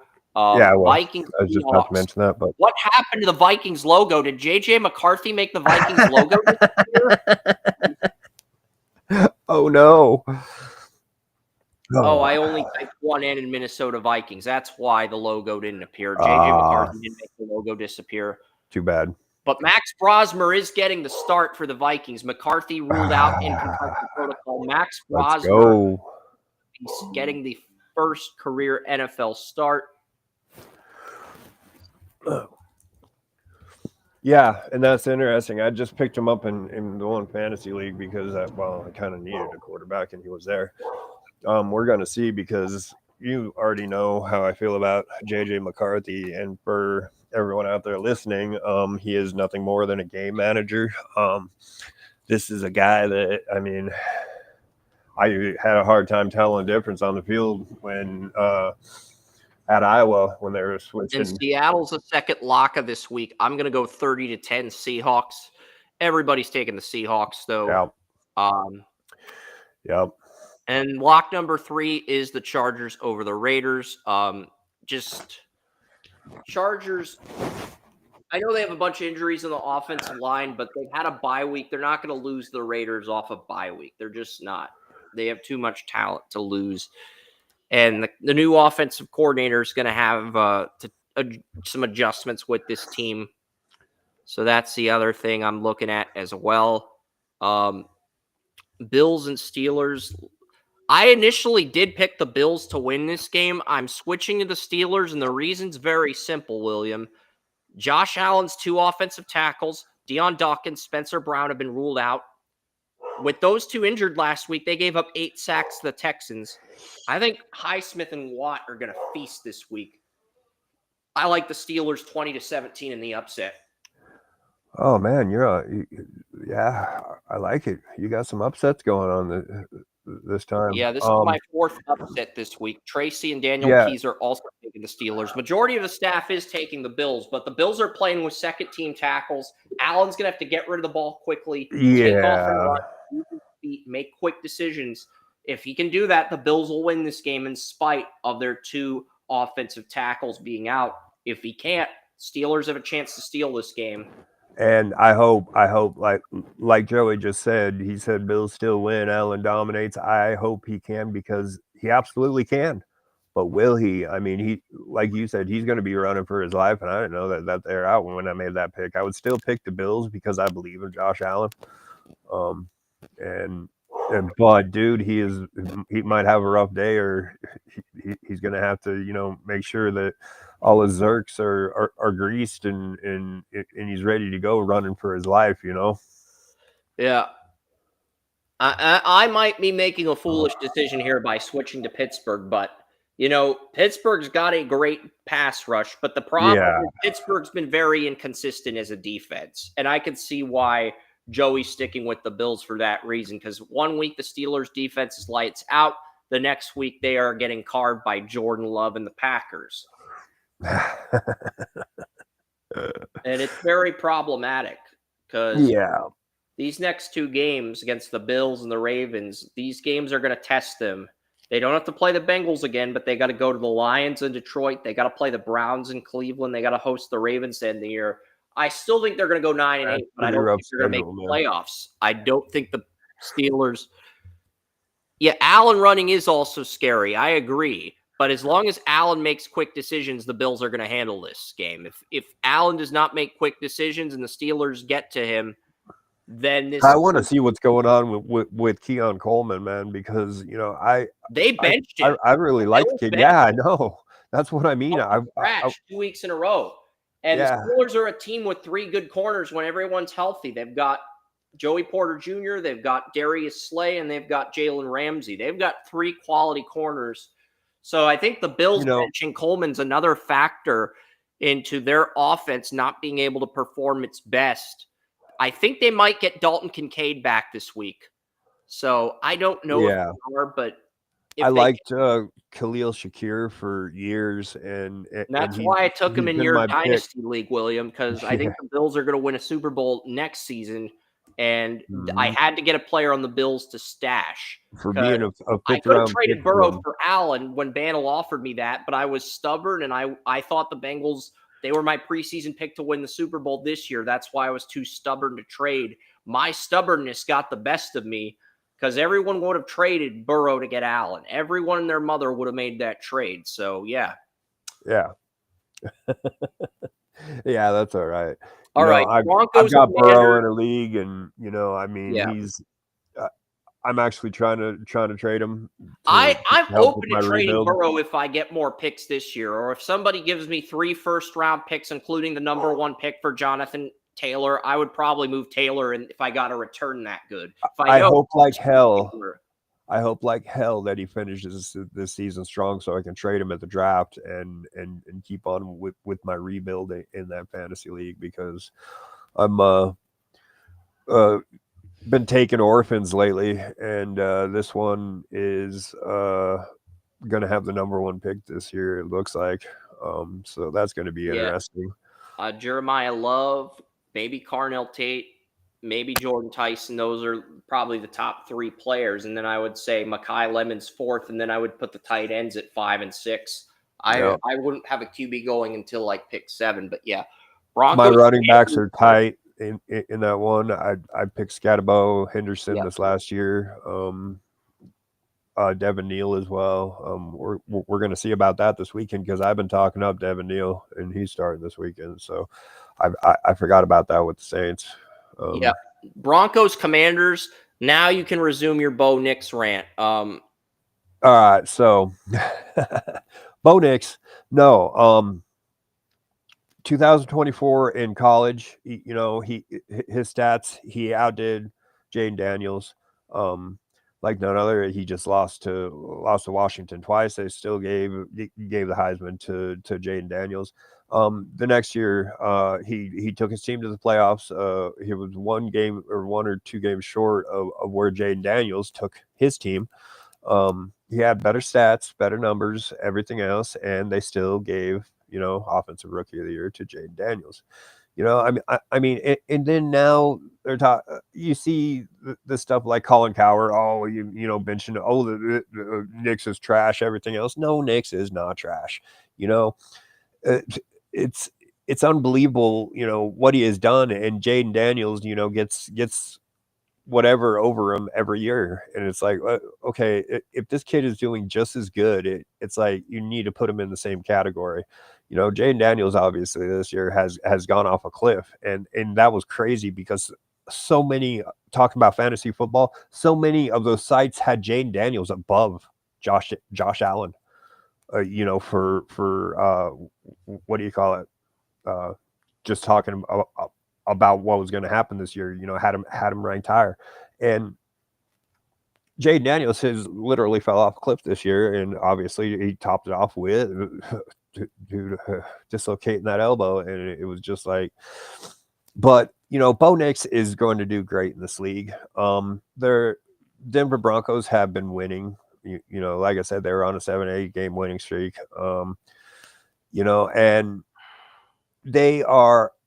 Jaden Daniels has been ruled out for this game. I know. I wish Jaden Daniels was playing just so Bo Nix could beat him, and then I could be like, I told you so again.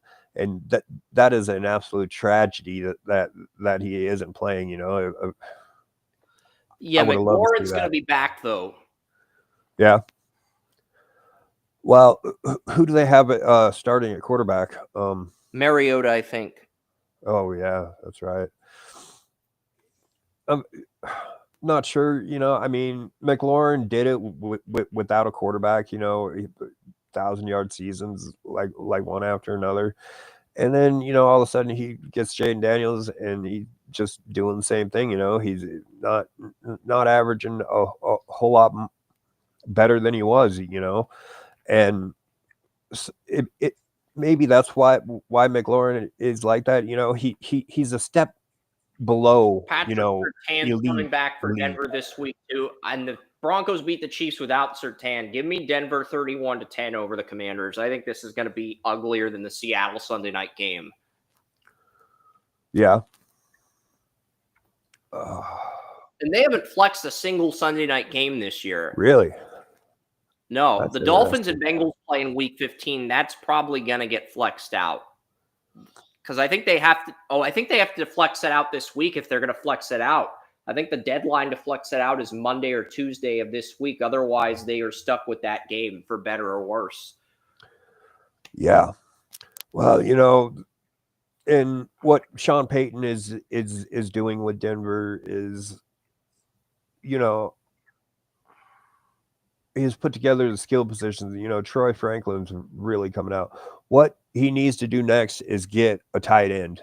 That's what they need to do. I agree. I already mentioned that this last draft, hoping that they would get one of these guys. And with the quality ones that are in this draft coming up, they have all the ability to snag one of those dudes, second, third round, a really, really good, dominant, he needs to find an ex-basketball player, like what he did with Jimmy Graham down there. And that's what this Denver team needs to take it to the next level to actually become a contender. They made the playoffs last year, like I said, but they still freaking weren't showing out.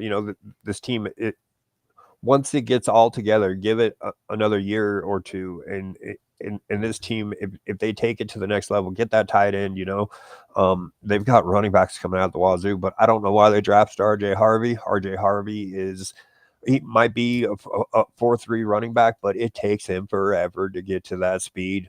And obviously, it's as soon as they get him go through the rookie mini drafts, then all of a sudden, or mini camps, all of a sudden they are signing, players like J.K. Dobbins and whatever other running back they signed. Yeah. And it was obvious that RJ Harvey is not, who everyone thinks he is. But I'll just leave it at that. Go ahead. Yeah, we liked Harvey, but he's had a disappointing rookie season. But he's probably going to be their bell cow next year. And if he doesn't break out, then you are on the brink of replacing him. And Ohio State with a good fourth down stop there, but I still think Michigan's going to get a field goal because they had that big run on the opening play of the game. And I have YouTube TV on. I've got Ohio State, Michigan, Texas Tech, West Virginia, Miami, Pittsburgh, and Clemson, South Carolina. So those are the games. Michigan does have the best kicker in the country. So, but yeah, those are the games that are on. Tracy took the Commanders. The Giants play the Patriots. Will Campbell's on IR until week 18. Jared Wilson's going to be out until at least the bye week. So if the Giants get pressure on Drake May, they do have a chance to steal this game. But the Patriots are a lock this week. Daniel Keyser initially picked the Giants. He switched to New England. I do think New England wins, but they barely cover the spread. I'm going 24-16 Patriots. I like the under here, and I think the Patriots barely cover the spread. Michigan gets the field goal, but as long as the Buckeyes offense shows up with Tate and Jeremiah Smith, I think the Buckeyes can win this game. But Michigan with a good field goal on their opening drive. And this is the worst QB play I've seen from a Michigan QB in the last 3 to 4 years. So Bryce Underwood, I know he's a 5-star recruit NIL player. He might break out next year, but he's had a very choppy freshman season. But yeah, Patriots should beat the Giants. I'm going 24-16 New England. What do you got for what do you think is going to happen in this game? And then we'll wrap up the show, William. The Patriots are definitely going to win. I mean, the Giants have Jameis Winston out there slinging the ball around, and I mean Jackson Dart's actually going to be back from concussion protocol. Oh, okay, cool. Yeah, no, even with Jackson Dart, I still see Drake May and the Patriots just taking it to him. The Jackson Dart thing is going to be interesting to see how he responds from that, and still missing Cam Scatterbo. But like I said, the Patriots, I think, I would say probably 30-21 for a score. Yeah, of course, you know how I feel about Drake May and Travion Henderson. Patriots are still going to win, even with all these injuries. It may be an issue next 2 weeks when we play the Bills and Ravens after the bye week. Not having Will Campbell might be an issue then. I don't think it's going to be an issue this week, even if the Giants get some pressures on May, because I think Paulson Adebo is still out at corner, and if he is, that's another matchup May can exploit very easily. Very much. Joey's comment: give Scatterbo more crayons and he might play. That is a great comment. I have to put that on the screen. I'm sorry, audience. I have to put that on the screen. That's a great comment. And Joey's signing in from X. That's how he's able to comment. He's commenting. I did not know Joey created an X account, by the way. Nice. No, to tell our audience, I also in the comments from Facebook Live posted a couple of evaluations that I did from Devin H. Yeah, we can link those in the description if you want, William. That's something I have the ability to do. Yeah, that was just to go along with our stuff and our segments, talking points. Lucas Van Ness. There were 3 of them that I put in there. Yeah, but yeah, no. Like I said, the Patriots have been everything that I thought they would. I was talking up Drake May and Travion Henderson. We'll talk about more of these teams in depth next week because final week of bye weeks is next week. So we've got the Patriots, we've got the Giants, we've got the Carolina Panthers, and we've got the 49ers. So all those teams that have played 12 games, they're the final teams on bye weeks in week 14. And then weeks 15 through 18 are going to be just like this, where it's just we break down a position of the draft and it's football, except in week 15, 2 weeks from today, we'll have the MLS draft simulator finalized because the 2026 Super Draft is going to be on December 18th. Me and a friend are going to be live streaming that together as well. He is the founder of I'm not going to go into details yet, but me and Julio, the founder of the Kick a Ball podcast, are going to live stream the draft. He's going to try to get some players on. And, I'm going to give Joey and William the option whether they want me to go through my tediously long and boring MLS mock or whether they want to use the simulator in 2 weeks. I will give them that option. They can decide then. We're not going to decide now because next week we've got the outside linebacker rankings and the 4 bye weeks plus the week 14 games. I haven't even set up any of the code for week 14 yet.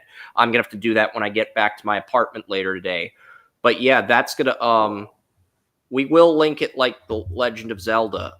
That's great stuff, Joey.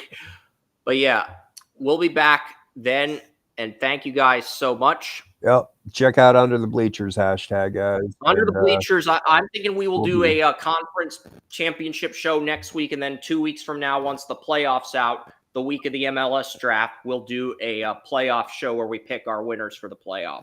So I want to do at least 2 more Under the Bleachers shows, William. I just don't know Yes, what your sir. schedule's like.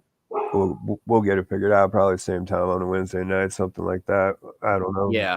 Depending on what works for you. But yeah, Conference for title the games, I audience. think we got to do a show for that, and I think we got to do a show for the 12-team playoff. But everything else outside of those 2 shows, I will leave up to you. It's optional if you're not feeling like it for that week. But I think for those 2 weeks, we got to make an exception. Yeah. I choose tears. I'll be having quite a few tight end evaluations coming up for everyone out there. I'm doing some different things, and there's going to be a lot of tight ends this year, and well, that's what I'm going to cover. Damn That's it, my Julian world, Sand man. threw a pick. We're still going to make the playoff. I'm just pissed. I want to beat Michigan. We have not beat Michigan once since I hired Wes. Oh, I just want to beat man. them once for the sake of beating them. I actually might just do a want- Julian Sayin evaluation just because I like the kid and I want to see what he's all about, so then I can talk. It's the same BS every year. I'm just going to switch it to Miami Pitt until Ohio State comes back because I have the power to do that. If Michigan's making me so angry, I have the power to switch games with YouTube TV. So ABC will get my viewership instead of Fox, unless we get like a Buckeye pick 6 or a fumble recovery for a touchdown or something Max big. Clare touchdown, man. Max Clare. Because that's how ratings work. The ghost I to can the cause post. big new kickoffs ratings to plummet if I don't get a Buckeyes win today. That's how ratings work, guys. That's If you don't get what you want, if you don't get the outcome you want, boycott the league until their cable networks ratings plummet, and then the cable networks will say, we'll give you what you want, just come back and watch us. That's exactly how sports and ratings and viewership works. I'm going to call my Max Clare evaluation the ghost with the most. Yeah, and Julian Sands wearing a headset after he threw the pick, and Underwood's in field goal range. Oh, man. I got to get out there and watch this. Yeah. All right. But yeah, we will be back next Saturday with outside linebacker rankings. That's William Yanish. Thank you, Joey.